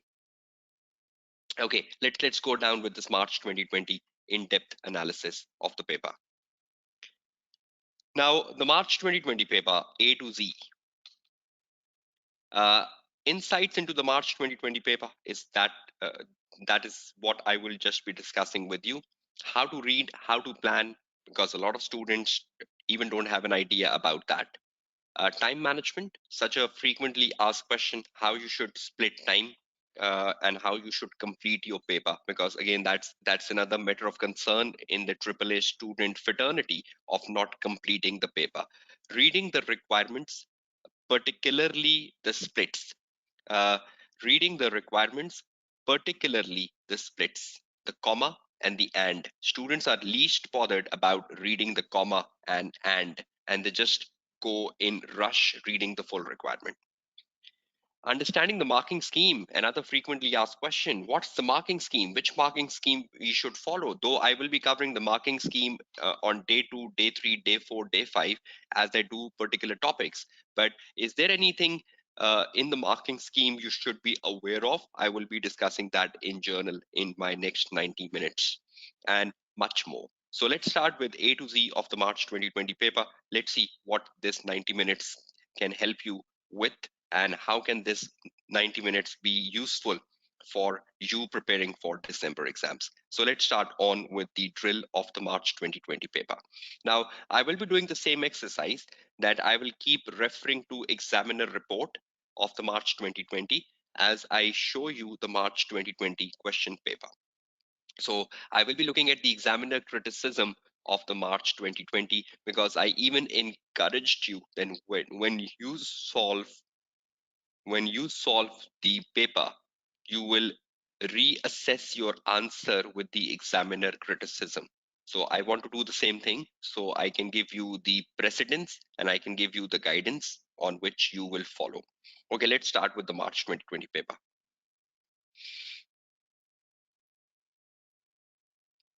Okay, all of you can see the March 2020 paper in front of your screen, right?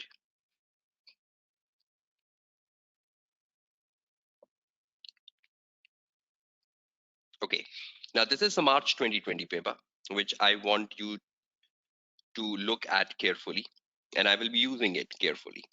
Now, this is the March 2020 exams. And when you look at a paper, you have a total time which is 3 hours and 15 minutes. That is total 195 minutes, right? Now, this 195 minutes includes the reading time, reading and planning time, and it also includes the writing time. Now, I have guided this so many times in my previous webinar that let's start on with the March 2020 paper, insight analysis, insights. and analysis. Okay, let's start with the journey.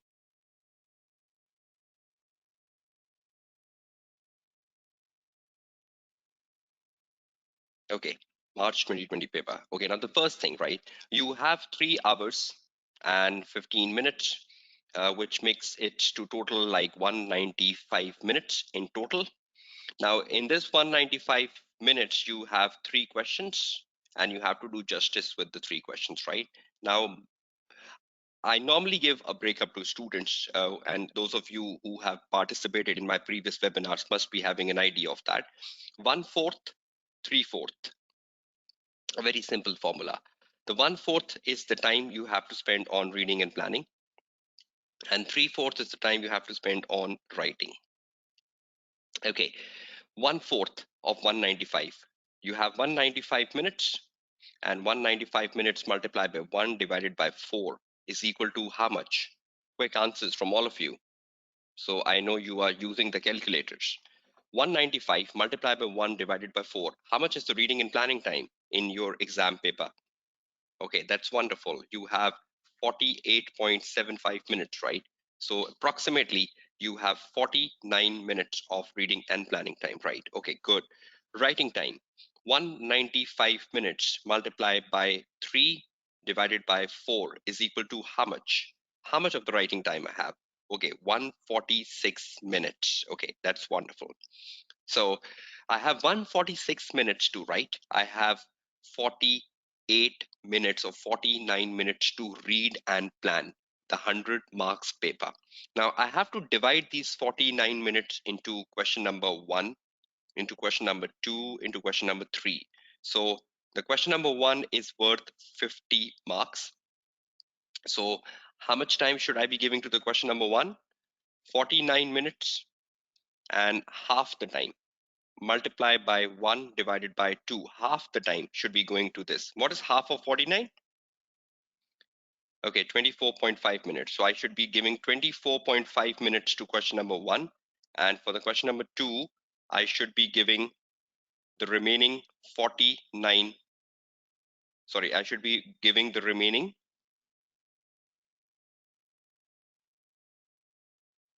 12 minutes and 25.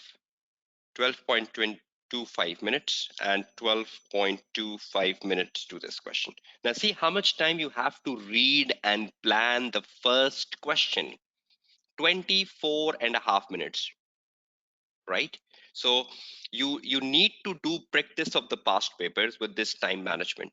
Now, when you sit to practice from tomorrow, and you practice September 18 paper, you practice December 18 paper, you practice June 19 paper, you practice December 19 paper, and you practice March 20 paper.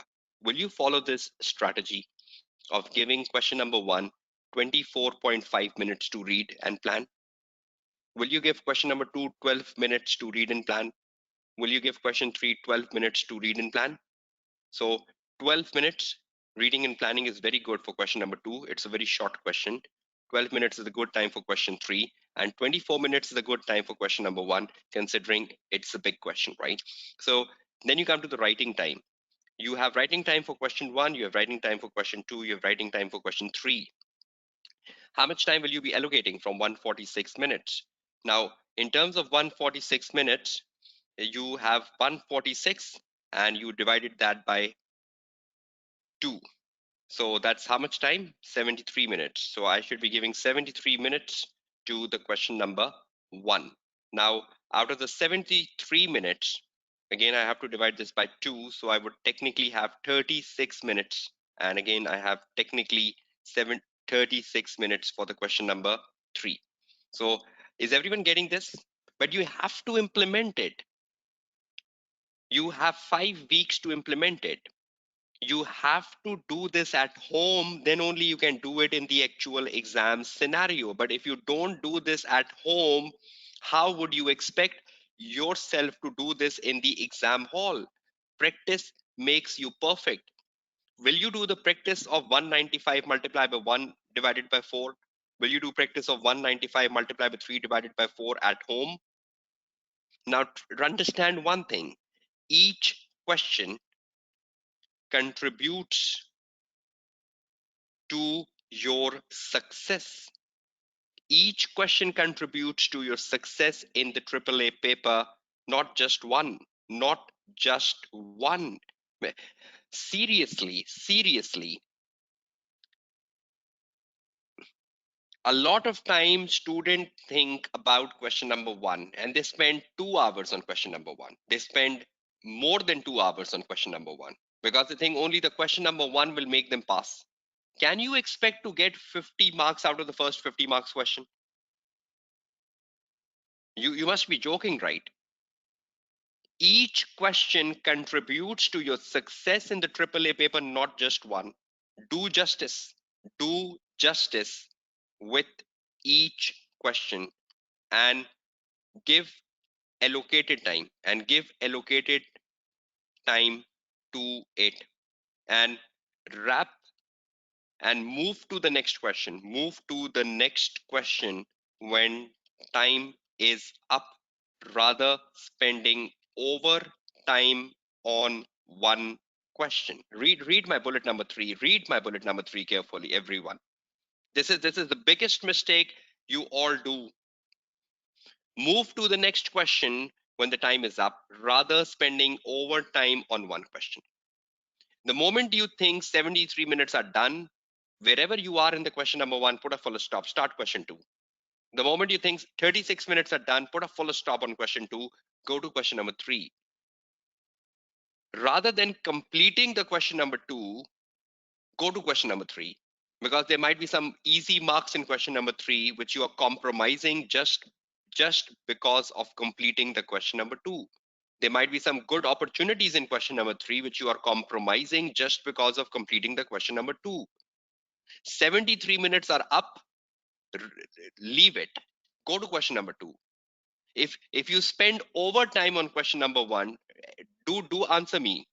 If you spend overtime on question number one, are you compromising the opportunities in question number two? Are you compromising the opportunities in question number three, which can help you pass?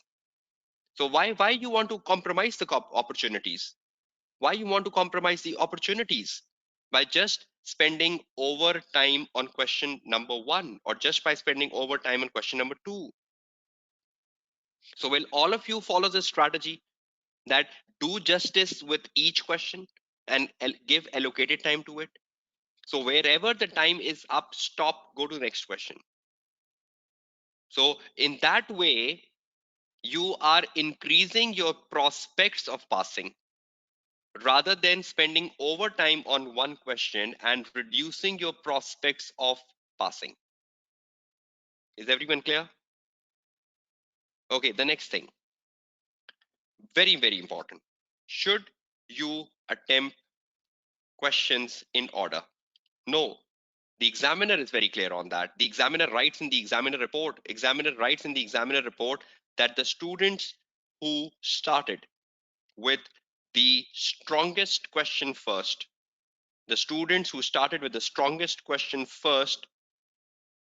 were successful. So is the examiner telling you can start with any question first? You can start with question number two first, you can start with question number three first, you can start with question number one first, right? Students who started with the strongest question first were successful. So can we attempt in any order? Can we attempt paper in any order? What is the answer to this question? Can we attempt paper in any order? Absolutely yes, right? Absolutely yes. So please come out of that myths and misconception that we have to do question number one first, then two, then three. No, you can do it in any order. The examiner is very relaxed on that and telling that the student who attempted the question in any order and started with the strongest one first were successful. Next, very important thing. Should we read the full should we read the requirements quickly of each question in first 5 minutes to know what each question asks, to choose the one we should start with? Read the question, and then I'll take your answer. should we read the requirement quickly of each question in the first 5 minutes to know what exactly each question is asking to choose the one we should start with? So should I quickly read the question number 1 ABC, question number 2 ABC, question number 3 ABC, just to see which is easier? So in the first 5 minutes, can I take my decision of the order? So will the first 5 minutes help me to choose my order? So the five first 5 minutes, practice this at home, right? Practice this at home. The first 5 minutes will help you choose, the order of the paper. Am I right? Is that right, everyone? What should be the answer? Is that right? The first 5 minutes will help you choose the order, right? So yes. Now you have to do something serious. How much time you had? You had a total time of 195 minutes minus 5 minutes, which is the time to choose the order, is equal to, you have 190 minutes, right? Now you will divide the 190 minutes into 1/4 and 3/4. 1/4, 3/4. So now what is the answer? 1/4 and 3/4, 190 minutes. Quick answers. 190, 1/4. What is the answer? No one is using the calculators. Okay, good answers. 47 minutes. 3/4. 190 minutes. 3/4. 142 minutes. Okay, now can you spread it to the question number 1, question number 2, question number 3 quickly? How much time should I give to question number 1 out of the 47 minutes? 23 minutes. Okay, wonderful. And remaining 12 minutes, and the remaining 12 minutes, right? Just rounding it off, right? Okay. How much time should I give to the question number 1 out of the 142 minutes? 71 minutes. Good. I should give 71 minutes to the question number 1. Question number 2, 35 minutes. And the question number 3, 35 minutes. So after I deducted the 5 minutes, the time I need to choose the order, can you all look at the revised formula of 190 minutes in front of your screen now? Okay, is that the perfect formula now, just after deducting the 5 minutes? Okay, so can we attempt questions in any order, everyone? We can, right? Okay, how much time we should spend in choosing the order of the questions? How much time we should spend in choosing the order of the question? The first 5 minutes. Will you deduct the first 5 minutes out of the total time of 190 minutes to plan 1/4 and 3/4? Okay, wonderful. Will you practice this way in the next 5 weeks? Will you practice this way in the next 5 weeks? Because that is how you can do it in the actual hall, right? In the actual exam hall, right? Okay, now move to the next question. We know we can do it in any order. We know we have total 190 minutes. We need to spend time on 190 allocations, so on and so forth. Now you start. Come to your exam paper. Okay, now this is your exam paper, right? You start.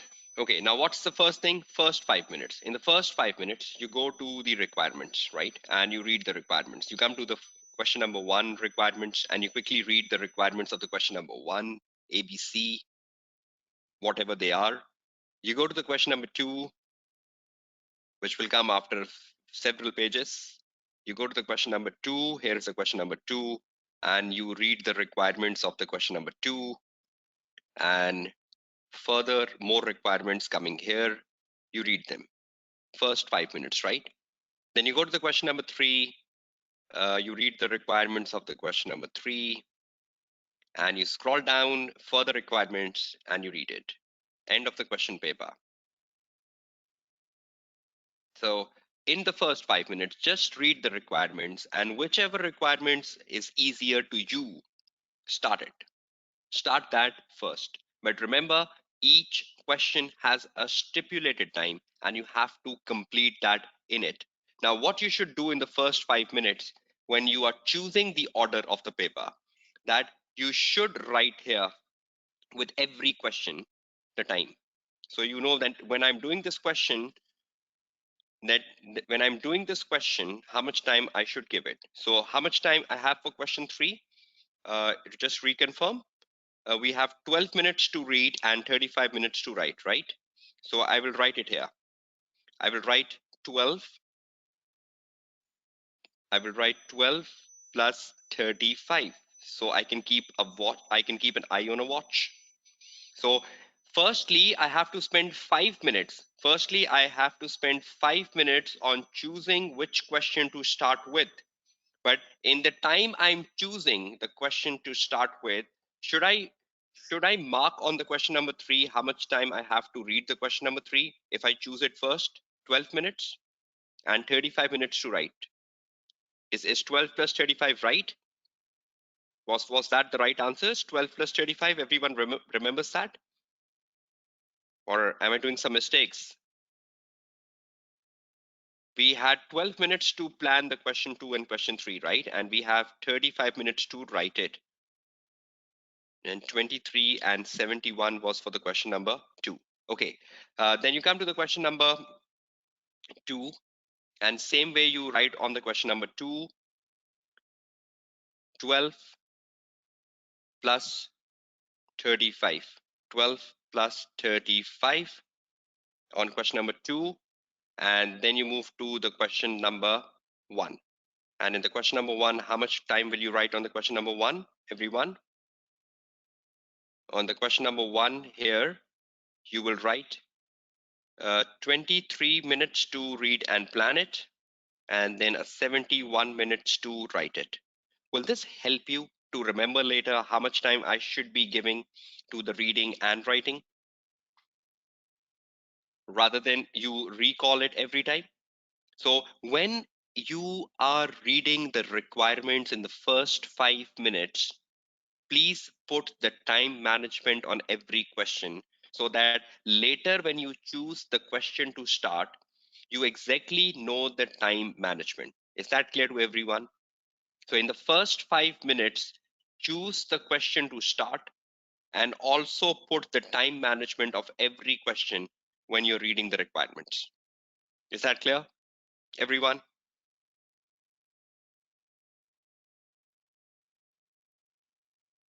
Okay, let's move on now. Now, suppose we start with question number one first, right? Now, this is the question number one in front of your screen. A lot of time I've seen students that they don't give very good time to the introductory page. The question number one starts with an introductory page. I hope you all know that, right? And the question number one starts with an introductory page followed by exhibits. I hope you all know that. Just make a checklist of that quickly. When you are attempting the question number one in exam hall,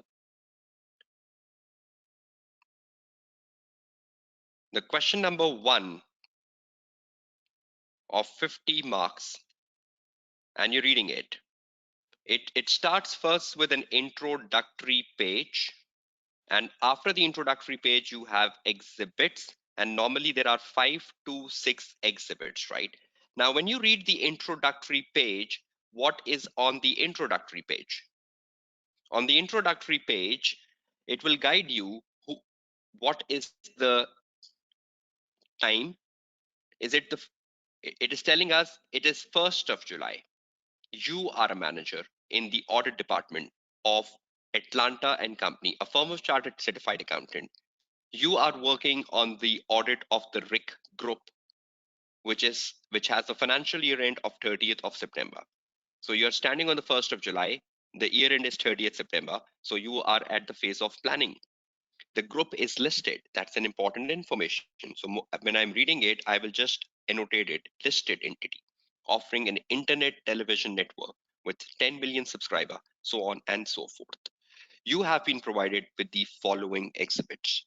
So an important information I'm getting from the intro page is who I am, the name of my audit firm, and my client, and is my client listed or not. So from the first introductory page, I'm getting to know uh, who am I, number one, name of the audit firm, name of the audit firm, the client, nature, and the client listed or not.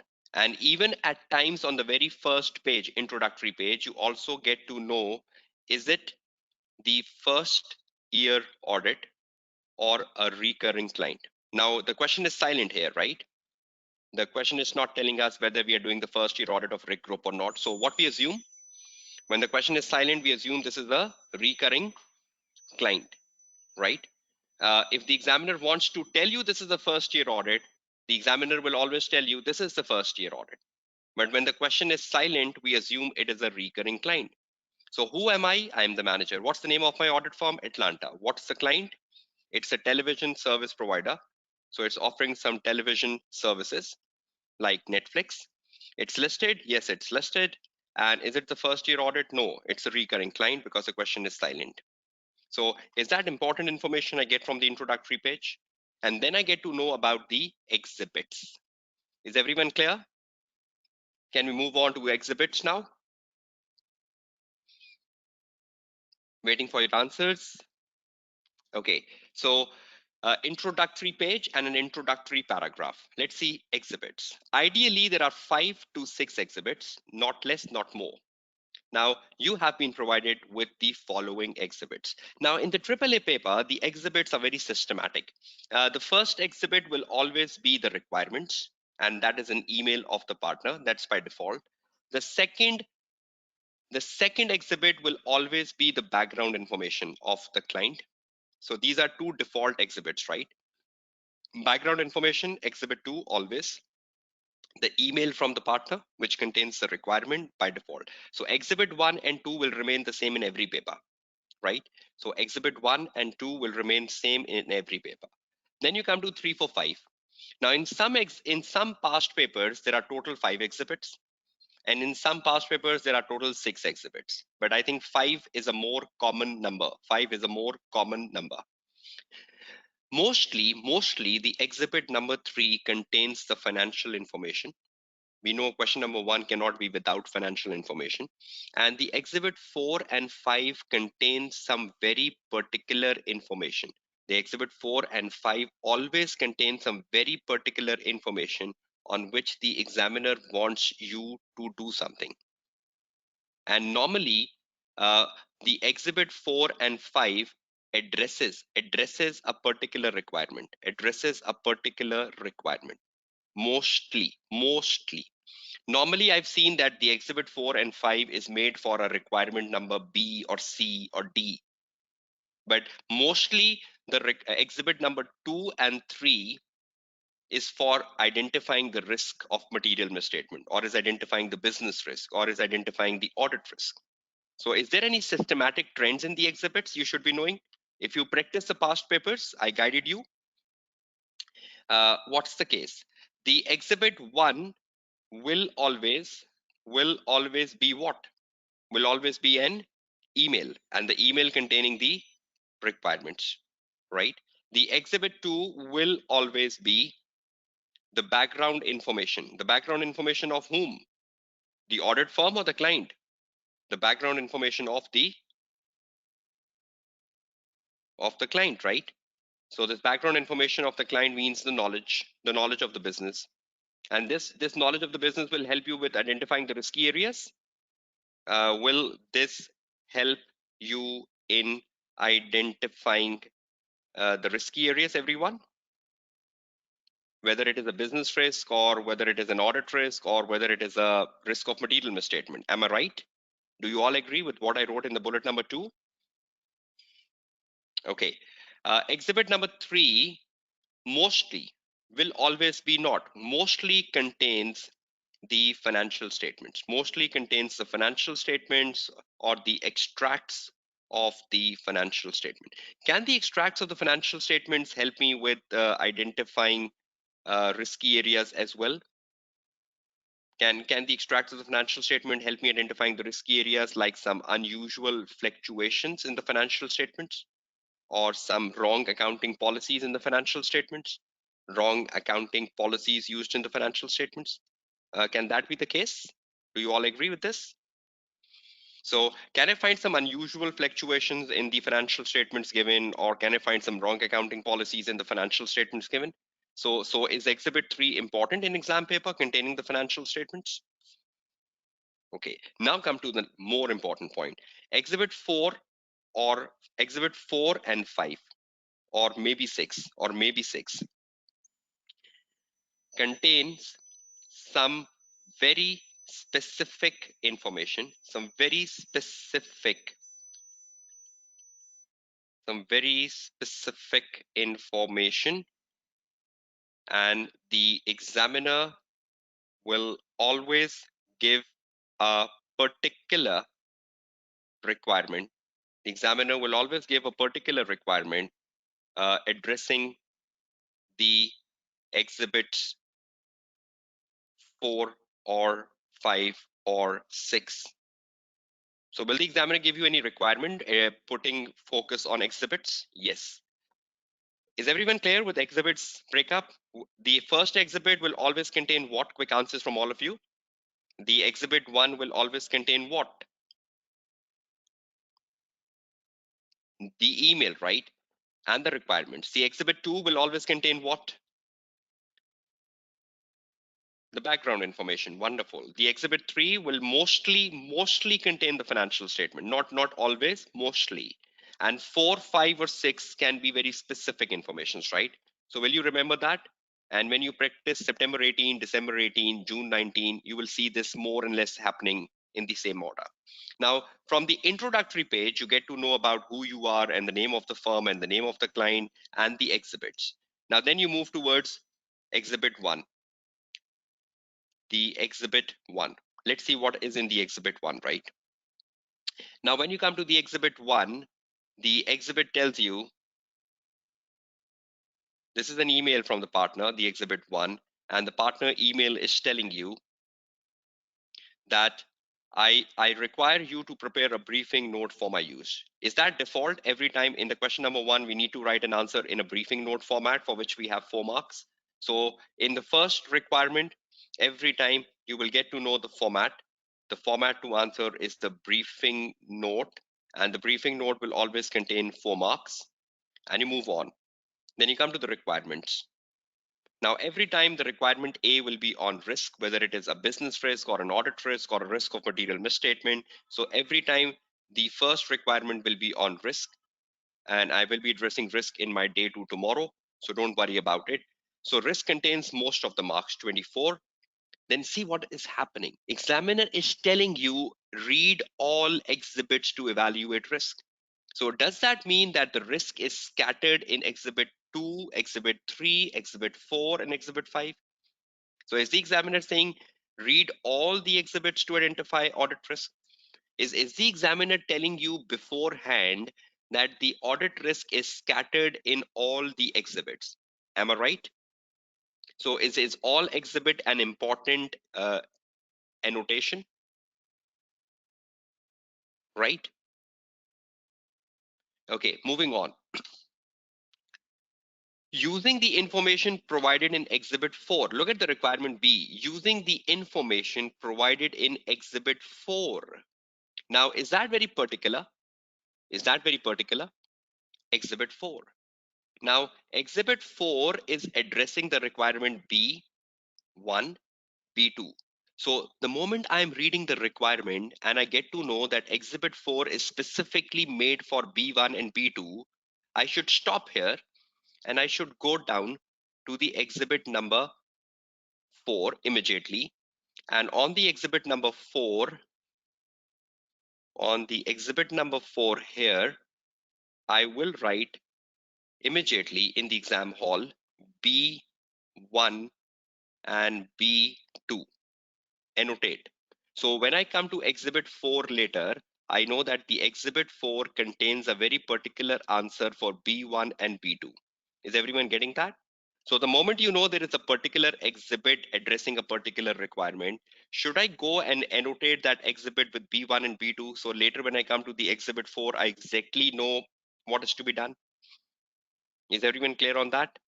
So is exhibit 4 giving me a very particular answer of B1 and B2? Waiting for your answers, everyone.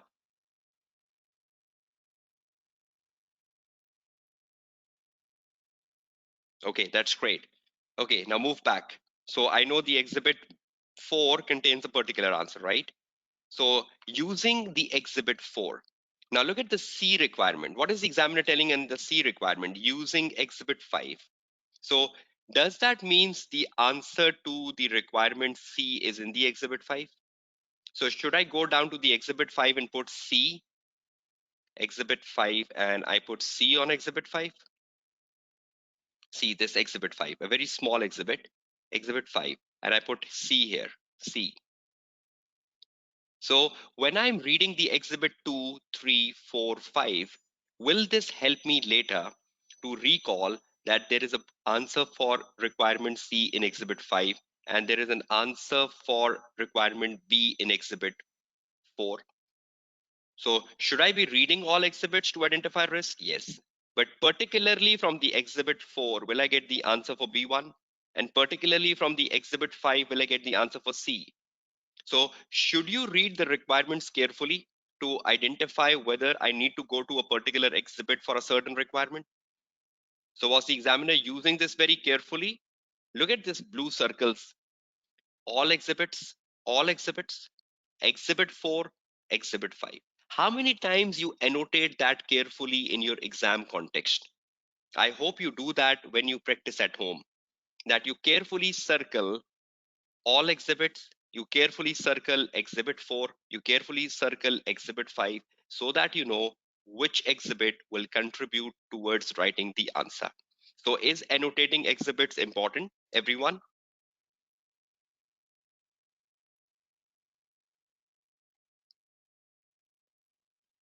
Right? So are you getting the message? So when you're reading the requirements, please read the requirements carefully, that whether you need to read a particular exhibit or you want to read all exhibits, right? That's great. Okay, now once you read the requirements and you know things, you will go down and you will start reading the case. You start reading from the background information and you keep annotating. Whatever is an important information, you keep annotating the important information and you move on. You read the exhibit 2, whatever is important in exhibit 2, you keep highlighting that and you move on. I will be drilling the specific areas tomorrow, right? So I'm just scrolling over the paper. Then you come to the exhibit 3, it contains the financial statements. A lot of time I've seen students that when they look at the financial data, you don't investigate the financial data. Now, if I am looking at the financial data as a student in the exam hall, immediately when I'm reading the exhibit 3, I will keep annotating something. Group revenue, last year the group revenue was 780. This year the group revenue is 980. So I'll just put an arrow here that the revenue is increasing. Operating profit 70.2, 78.4. I'll put an arrow here that the group profit is going up. Okay, the profit before tax 58.7, 60.1. I'll put an arrow here. So I remember that all the revenue profits are going up from the last year. The total assets, okay, fine. I know the total assets is given here for materiality. If I need to find any materialities, I'll use the total assets. And even if I need to find the materiality, I will be using the profit before tax. So the profit before tax number and the total asset number will help me with materialities, 60.1 and 780. Is that right? And do I know that the group revenue is increasing and the profit is increasing? And just when I'm reading the exhibit 3 and I know I need to find the risk, I know I need to find the risk and the group revenue is increasing, do I believe that revenue is overstated generally? Am I right? Revenue is overstated. So will I be skeptical that the revenue is increasing and there might be a risk that the revenue might be overstated? So should I be thinking that way when I'm reading the case? Because a lot of times students don't think that way. You are a manager, right? And when you are a manager, you should be skeptical when you're reading the exhibit on the financial statement. So can you just read the financial statements without being skeptical, everyone? Or should you be skeptical about reading the numbers? Should you be skeptical about investigating the numbers when you're going over the exhibit number 3? Should you put the arrows up and down?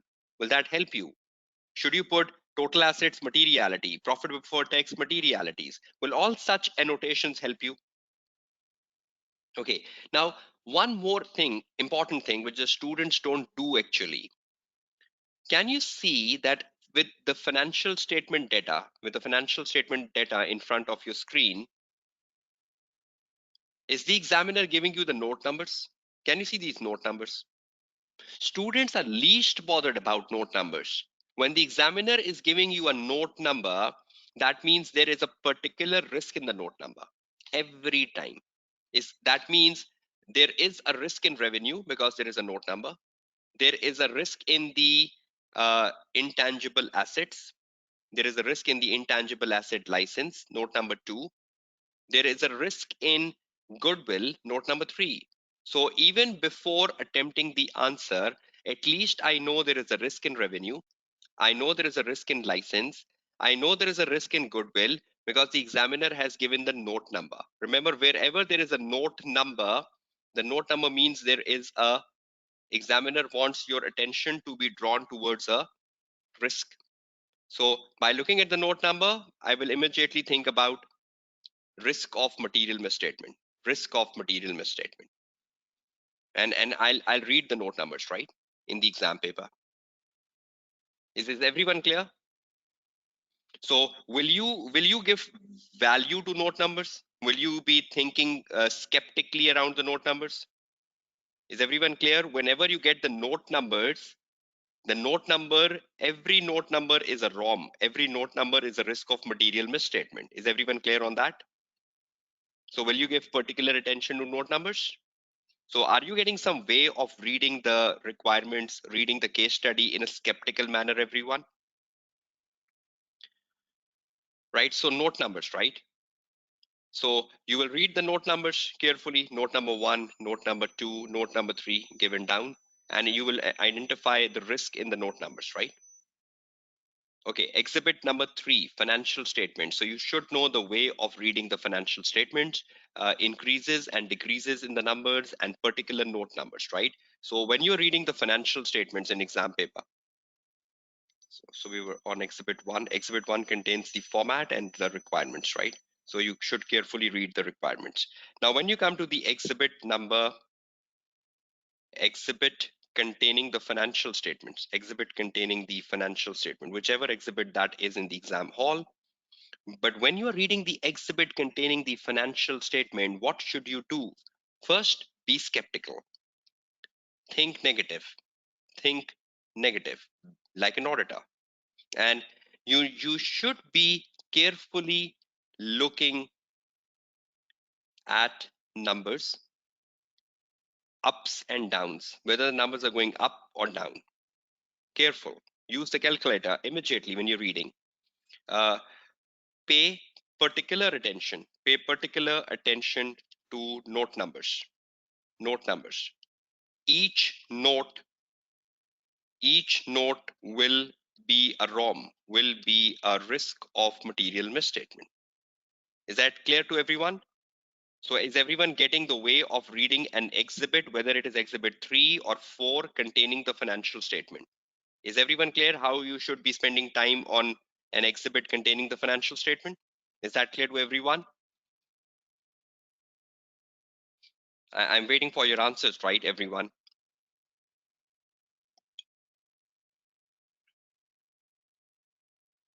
Okay, so please spend a good time on reading exhibit containing the financial statement and be negative, think negative, be skeptical. That's the only way you can find problems from the exhibit containing the financial statements, right? Then you move on and you have the exhibit number 4, which contains some particular issues which needs to be addressed looking at the requirement 4. And then you move down with exhibit number 5. We'll be addressing the marking scheme for risk, right, in the class tomorrow. So don't be worried about it. We're just finding the way of reading things up, right? And you end reading. Now, once you end reading, how much time you had for reading of the question number 1? You had, I believe, 23 minutes, right? So you had 23 minutes to read the question number 1. And I think that's quite good enough. That's not bad. 23 minutes to read, right? And 71 minutes to write the answer. Is that clear to everyone? So I think 23 minutes is not bad. The way I just demonstrated in front of you that how you go down reading the exhibits, requirements, and scrolling down. I think if you practice at home, the 5 recent papers with the new format, I hope you will start fitting things in 23 minutes in terms of reading. Is that clear to everyone? So 23 minutes plus 71 minutes to write up the answer. And then you come to the question 2, and then you come to the question number 3. Now, I just want to discuss one thing very important with you, that when you're writing the answer, irrespective you're writing the answer for question number 1, or you're writing the answer for question number 2, or you're writing the answer for question number 3, there are some very important things normally you don't follow when you're writing the answer.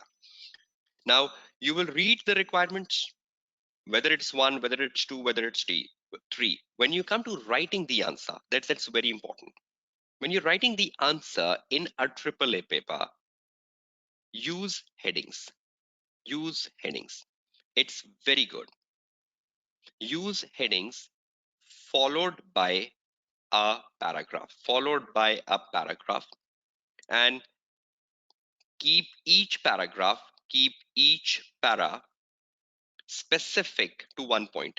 Specific to one point.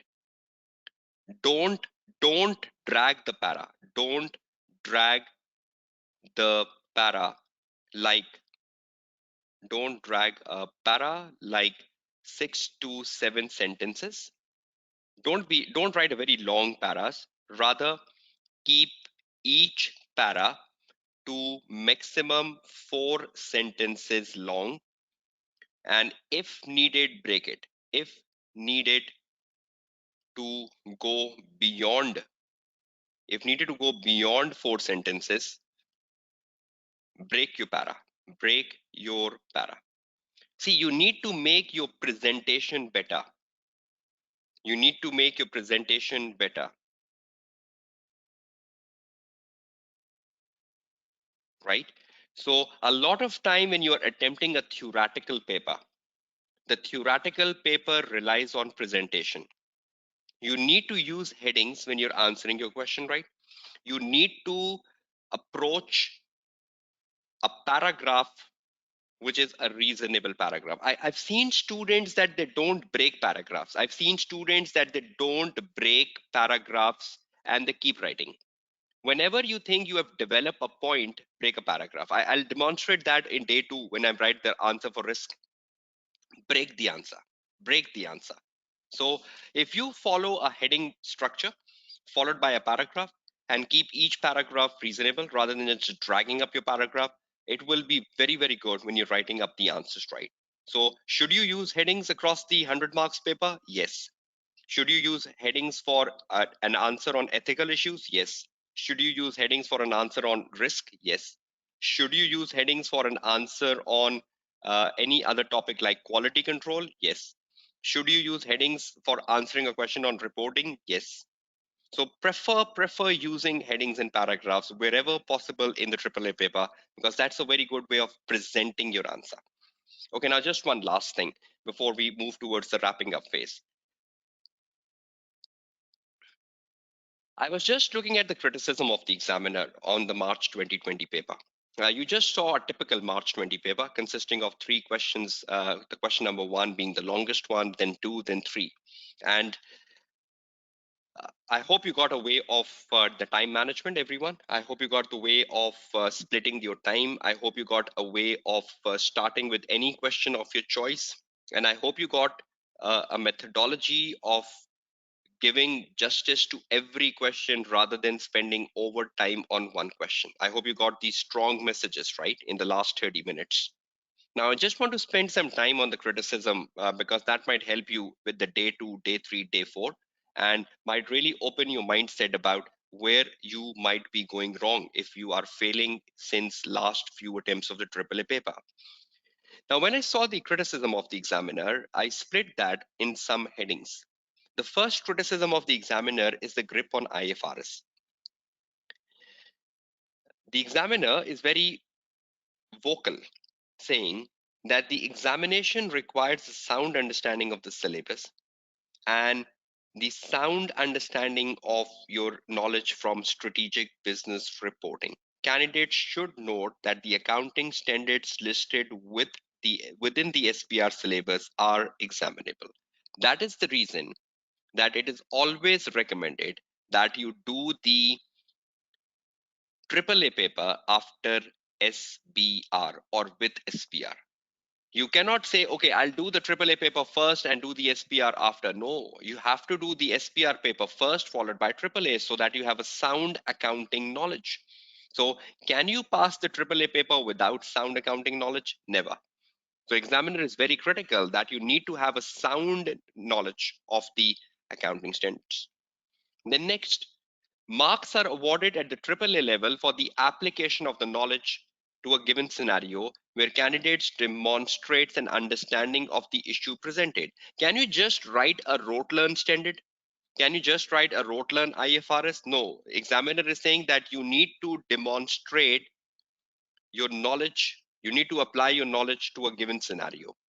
You cannot just start to write the rote learn IFRS 2. You cannot just start to write the rote learn IS 36. You cannot just start to write the rote learn IS 38. You need to think about the accounting problem in the case study so that you can tailor your answer. You can adapt your answer to the circumstances. You cannot just start to write the generic intangible assets. You need to be very particular about the problem with the intangible asset in the case study. You cannot just start to write a generic impairment. You need to see the case study, whether the impairment review was performed or not. If the impairment review was performed, then what's wrong? Has the recoverable amount rightly determined or not? So you need to be very particular. So if the question is saying no impairment review has been performed, the answer will be different, right? I hope you agree. But if the question says an impairment review has been performed, the answer will be different. But you cannot have just one answer of impairment and you fit that in both equations. Do you all understand? Impairment review has not been performed is a different situation, and the impairment review was not performed is a different situation. But can you write one single answer in both? Are you getting my point, everyone? I'm waiting for your answers. So you need to adapt, right? And the students don't. The students have just rote learn intangible assets. The students have just rote learn impairment. The students have just rote learn the development cost, and whatever comes around development cost, the moment they see the word development cost, they start to write everything. The moment they see the word impairment, they start to write everything. Look at the case, what's happening right or wrong with impairment. Look at the case, what's happening right or wrong with development cost. Look at the case, what is happening right and wrong with the intangible assets. So can we have the same answer to the situation one? Impairment review was not performed. And situation number two, the impairment review was performed. Can I have the same way of writing the answer? No, we don't need to provide the IFRS references. We don't need to provide the references to the accounting standards. The examiner negate that. I will be covering that in my day two tomorrow. No need to refer to accounting standards, right? You just need to be focal about the way you present your answer. I'll just give you an example after 5 minutes of what I'm trying to justify. But you will be awarded marks for the application of the knowledge.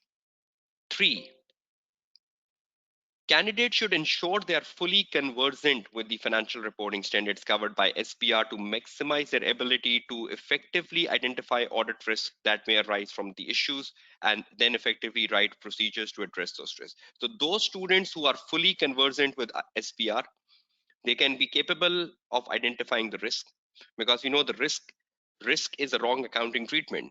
The risk is that the accounting treatment has not been followed in the right manner. So those students who are conversant in SPR are more sound in identifying the audit risk, or are more sound in writing an effective procedure, because the procedures in AAA comes around accounting issues like government grant, like segmental reporting, like discontinued operations, like earning per share, like government grant.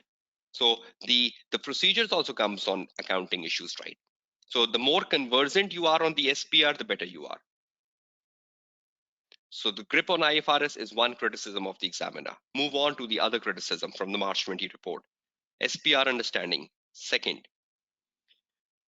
candidates needs to ensure they have a good understanding of SPR, and they should know the full list of they should know the full list of the examinable standards which they have covered in the SPR, and they're all relevant to the AAA paper. So you should know your SPR. You should have covered all the accounting standards, right? And you should go about it. Briefing note. Um, it should be noted that only a brief introduction is required when you're writing a briefing note, and time should not be spent in writing half a page introduction or lengthy conclusions. How many times in my previous webinar I have mentioned this?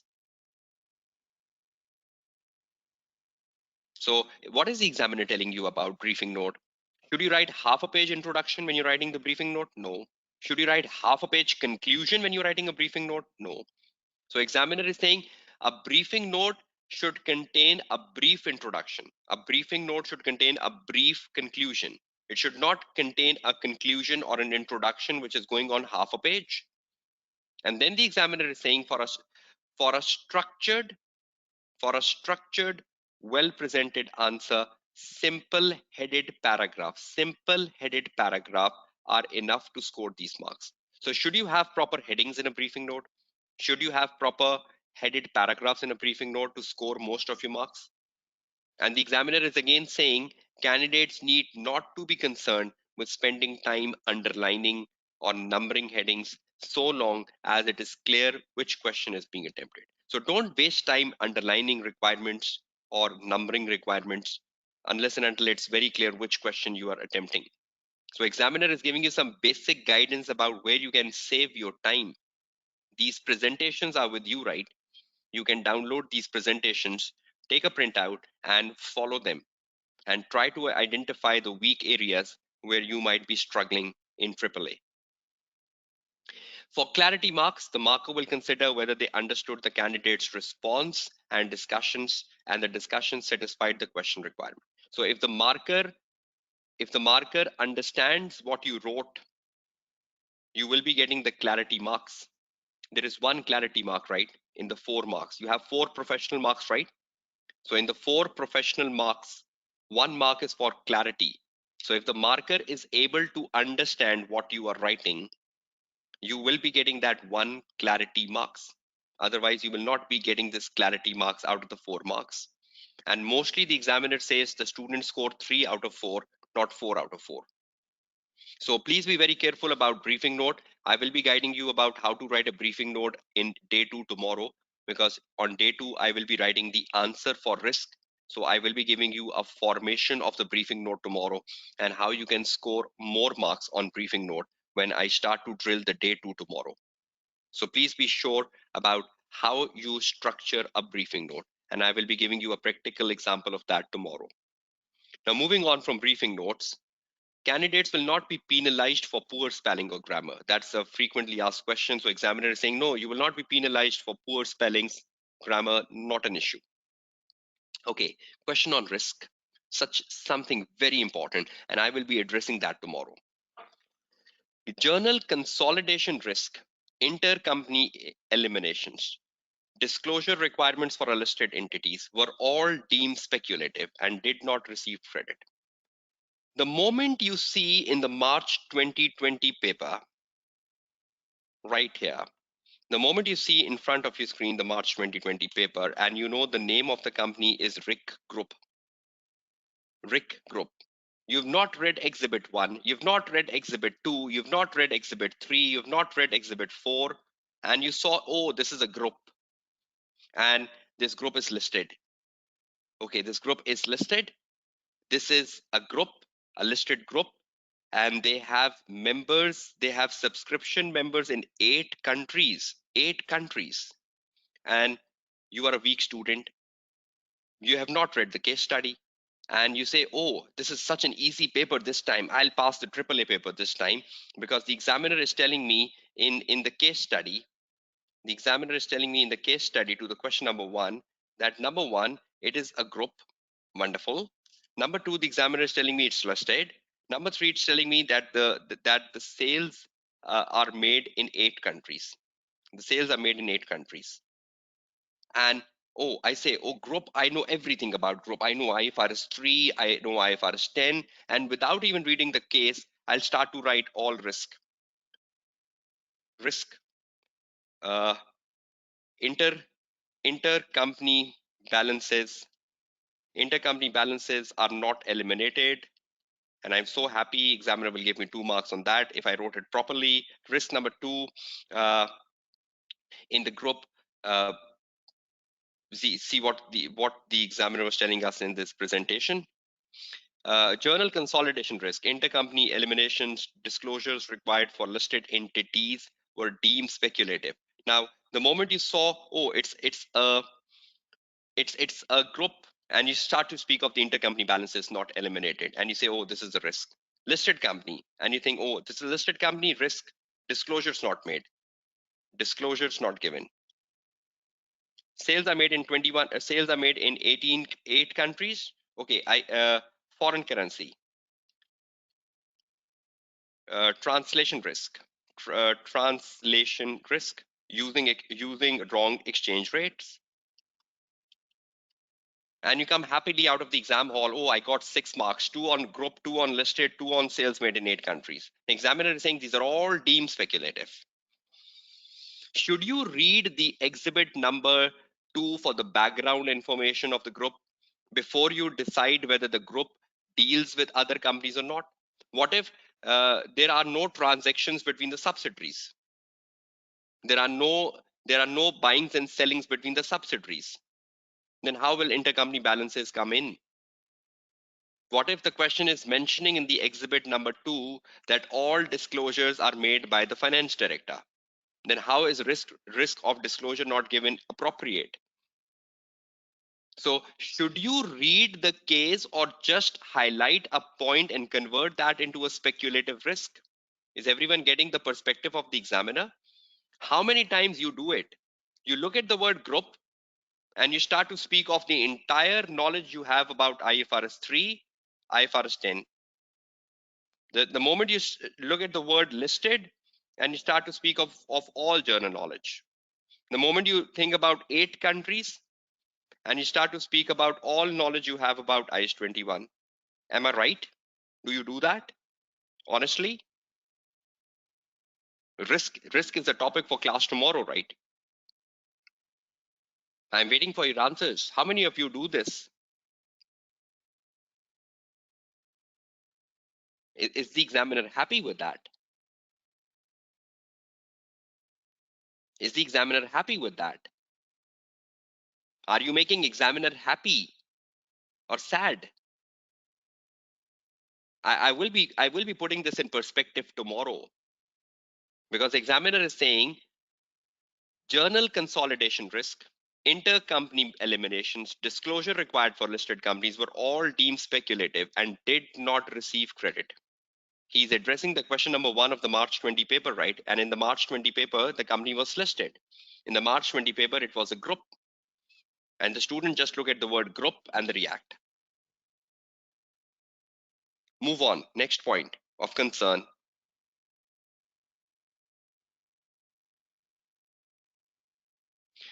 There were no evidence within the question that the group companies traded with each other. Look at this line. Look at this line. There were no evidence within the question that group companies traded with each other. Then how can you talk about intercompany elimination? Think. I don't know where your mind gets lost in the exam hall. Where your mind gets lost in the exam hall. See, what is the examiner telling you? Examiner is saying there was no evidence within the case that there were any trading between the companies other than other between each other, or that the group was recently listed. Yes, if the group was recently listed, then the risk of disclosure was a very valid point. Risk of disclosure was a very valid point, because if the group was recently listed, they will have less knowledge about the disclosures. They will have less knowledge about the disclosures. But if the group is listed for last 10 years, for last 5 years, do you believe the risk of disclosure arises? But if the group was recently listed, do you believe there is a risk that they will do mistakes? There is a risk that they will not do the proper disclosures. So should you read the case carefully? Should you read the case carefully, everyone? So please, I will be addressing this on my day 2 tomorrow, that when a question comes on risk, why you people write so speculative risk? And what is the definition of a speculative risk? So please wait for more on this for day 2. Candidates are advised to use the details of the specific scenario given. Please use the details of the specific scenario given and discuss the risk accordingly to get marks. Specific, not hypothetical. Not hypothetical. And I will be coming across this very hardly tomorrow, because I believe students are so much into hypothetical risk. Students are so much into speculative risk that they refrain from the specific details given in the scenario. So this is March 2020 criticism, right, on risk, and we have risk coming tomorrow. Moving on. Few of the last criticism before we wind up the day today. Just noting the journal accounting treatment with no case specific conversion. I was just discussing that, right? I will be demonstrating that on my day 2, day 3, and day 4. Just noting the journal accounting treatment with no case specific conversion. A further area that demonstrated a lack of application to the scenario surrounded the impairment of goodwill performed by the group on an annual basis.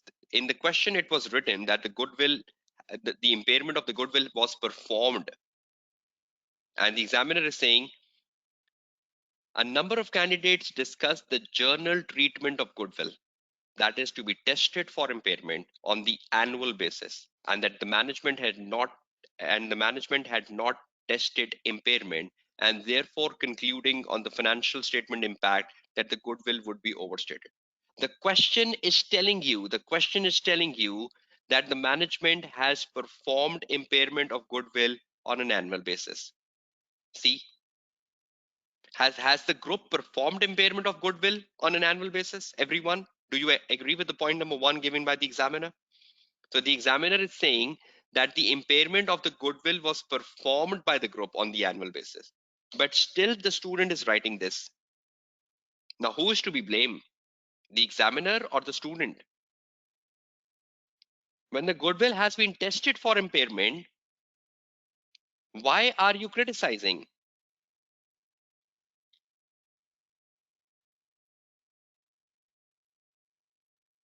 Right?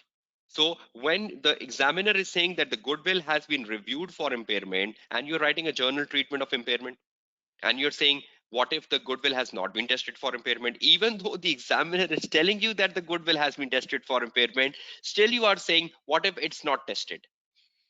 Then who is to blame? Your absent mindset in the exam hall, or the examiner question paper?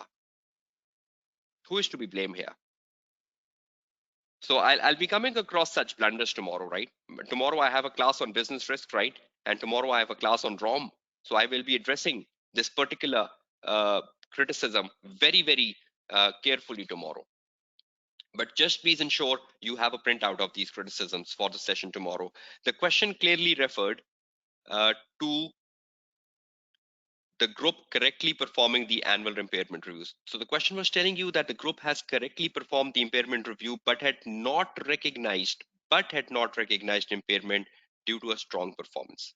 So because they had a strong performance, so the group has not recognized any impairment. Have they performed an impairment review? Yes. But have they recognized any impairment? No, because they had a strong performance. So there might be some problems with not recognized, which I will be discussing tomorrow. But you cannot just write a journal treatment of impairment when the management is telling you that we have performed the impairment review. The key issue here was the indicator of impairment within the foreign subsidiary and the impact this would have on impairment review performed. Even though the group was telling you that we had strong performance, one of the subsidiary was loss making. Now, if one of the subsidiary is loss making, should they recognize impairment of goodwill relating to the subsidiary which is loss making? So you should have highlighted that. The group had a strong performance, agree, but one of the subsidiary became loss making. So should they recognize impairment of goodwill relating to that subsidiary, which the management wasn't? So you should be very focused. You should be very particular. So I hope you read these examiner reports critically of every paper you solve at home, because there is so much you can learn from examiner criticism. So you will first answer your question yourself, and then you will compare your answer with the examiner report so that you know that where are you lacking. And tomorrow we have a class on business risk and ROM, and I will tell you how you write journally impairment, how you twist your answer in different circumstances on impairment, so that you get a better understanding of the criticism which is right in front of your screen. So just wait for more clarity on this tomorrow. Okay, moving towards few of the last things. Read requirements carefully, which you don't. Overall, candidates would be advised to read the requirements carefully. Students don't read requirements carefully. Once I do the day 2 tomorrow, and then day 3, day 4, day 5, where we have particular topics to be addressed, and I will be reading particular requirements with you, I will just be giving you the right way of reading requirements and telling you what student do wrong when they're reading requirements, right? So I will be spending a careful time on that as well tomorrow. So don't be worried about that. We will come across reading of requirements, and you will get the right mindset of reading the requirements, right? Just one minute. Okay. The next point of concern of examiner is that good exam technique. Candidates that demonstrated good techniques in calculating materiality, in identifying the audit risk in the scenario, discuss the relevant accounting treatment, and finally the impact have scored well. So examiner always prefer that, right? That you calculate materiality, you discuss the accounting treatment, and you identify the impact on the financial statement. And that is a good technique for audit risk. So number one, calculate materiality. Number two, discuss the accounting treatment. Number three, discuss the impact on the financial statement. If you do these three things, examiner is very happy with you. So when you're attempting a question on audit risk or ROM, examiner says this is the good exam technique, right? So this is all to be discussed, right? All to be discussed. We're just creating mindsets. Audit procedures. Again, examiner about the audit procedures says there were 6 marks on audit procedures, which should be instructed on the component audit to perform on the sale of group property. Overall, candidates scored well. Overall, candidates scored well, yet there were instances that were disappointing to note, such as a significant number of students suggesting procedures to check the physical existence of the property, even though the property was sold, or to verify the asset was remaining in the fixed asset register, despite being that the asset was sold to the CEO prior to the year end. The question is telling you that the asset has been sold, and you are still saying check the physical existence of the asset. I think this is a moment to laugh. if you give such answers. The examiner is telling you that the asset has been sold, and you're writing in the exam paper, check the physical existence of the asset. I hope you appreciate this point. I hope you appreciate how critical the examiner is on your problems in exam paper. I don't know what really happens to you in exam hall that you do such blunders, which then becomes uh, examiner criticisms. So please be focal. Please be focal. Candidates that applied candidates that applied good techniques to procedure, such as stating what procedure they would perform along with purpose, scored well. What procedure will they perform with purpose? I hope you remember my previous webinars. What procedures they will perform along with purpose, right? Procedure with purpose. I need to, I would be going down with procedure with purpose. In my previous webinars, I've covered procedures with purpose, right? Procedure they would perform with purpose. I hope you remember my mnemonic. I used to use ASP, action, source, purpose, that a procedure should start with action, source, and purpose. If your procedure has an action, it has a source, it has a purpose, that's a good procedure. You should read the exam technique article part 4, which is on audit procedures, right? Okay, just to bring things to end, we just went over time. I hope you had a productive session today. It was just an introductory day one, which is to set your right strategies. I hope you got some messages, you got some important statements of the tutor today, which will really help you devise a good strategy for your December exams. I hope you got the way to practice things, you got the way to get knowledge, you got the way to read and plan your questions, the time management. I hope you got some important learnings from the day one. You should put them down on a piece of paper and you should stick to them, because from tomorrow onwards, we will be going into specific topics. Tomorrow, we have business risk and ROM. Then on the day 3, we have the ethical and professional issues. On day 4, we have practice management. And on day 5, we have reporting. So the day 1 was a journal day where we just spelled out important things which will help you prepare for your exams in December. I hope you had an overall productive day today. I will be sharing the Word file used in my session today with you on the WhatsApp group. And any resources you have missed, I will be sharing that on the WhatsApp group as well. So please do join me for the live day 2 tomorrow at 8:30 p.m. Pakistan Standard Time.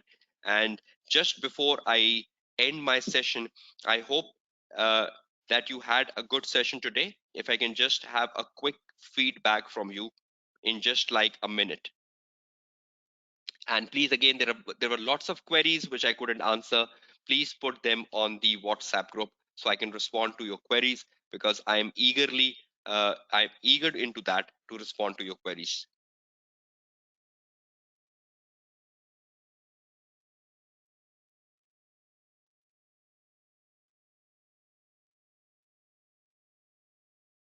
Okay, thank you very much, everyone, for that feedback. Have a nice day, and please come back tomorrow live for the day 2. And the day 2 would be very, very important as we get into a very critical area, which is risk. And there is so much criticism of the examiner to address in the area of risk, just like we got today on impairment and much more. So you will have a very insightful day tomorrow. So do join the live webinar at 8:30 p.m. I'll see you then. Have a nice day. Study effectively for your exams. It's time to sign off from the day 1 of the AAA Practice to Pass webinar for December 2020 exams being organized by ACCA Pakistan. I'll see you tomorrow. Take care. Goodbye. This is your tutor, Kashif Kamran, signing off from the day 1. Goodbye and Allah Hafiz, all of you.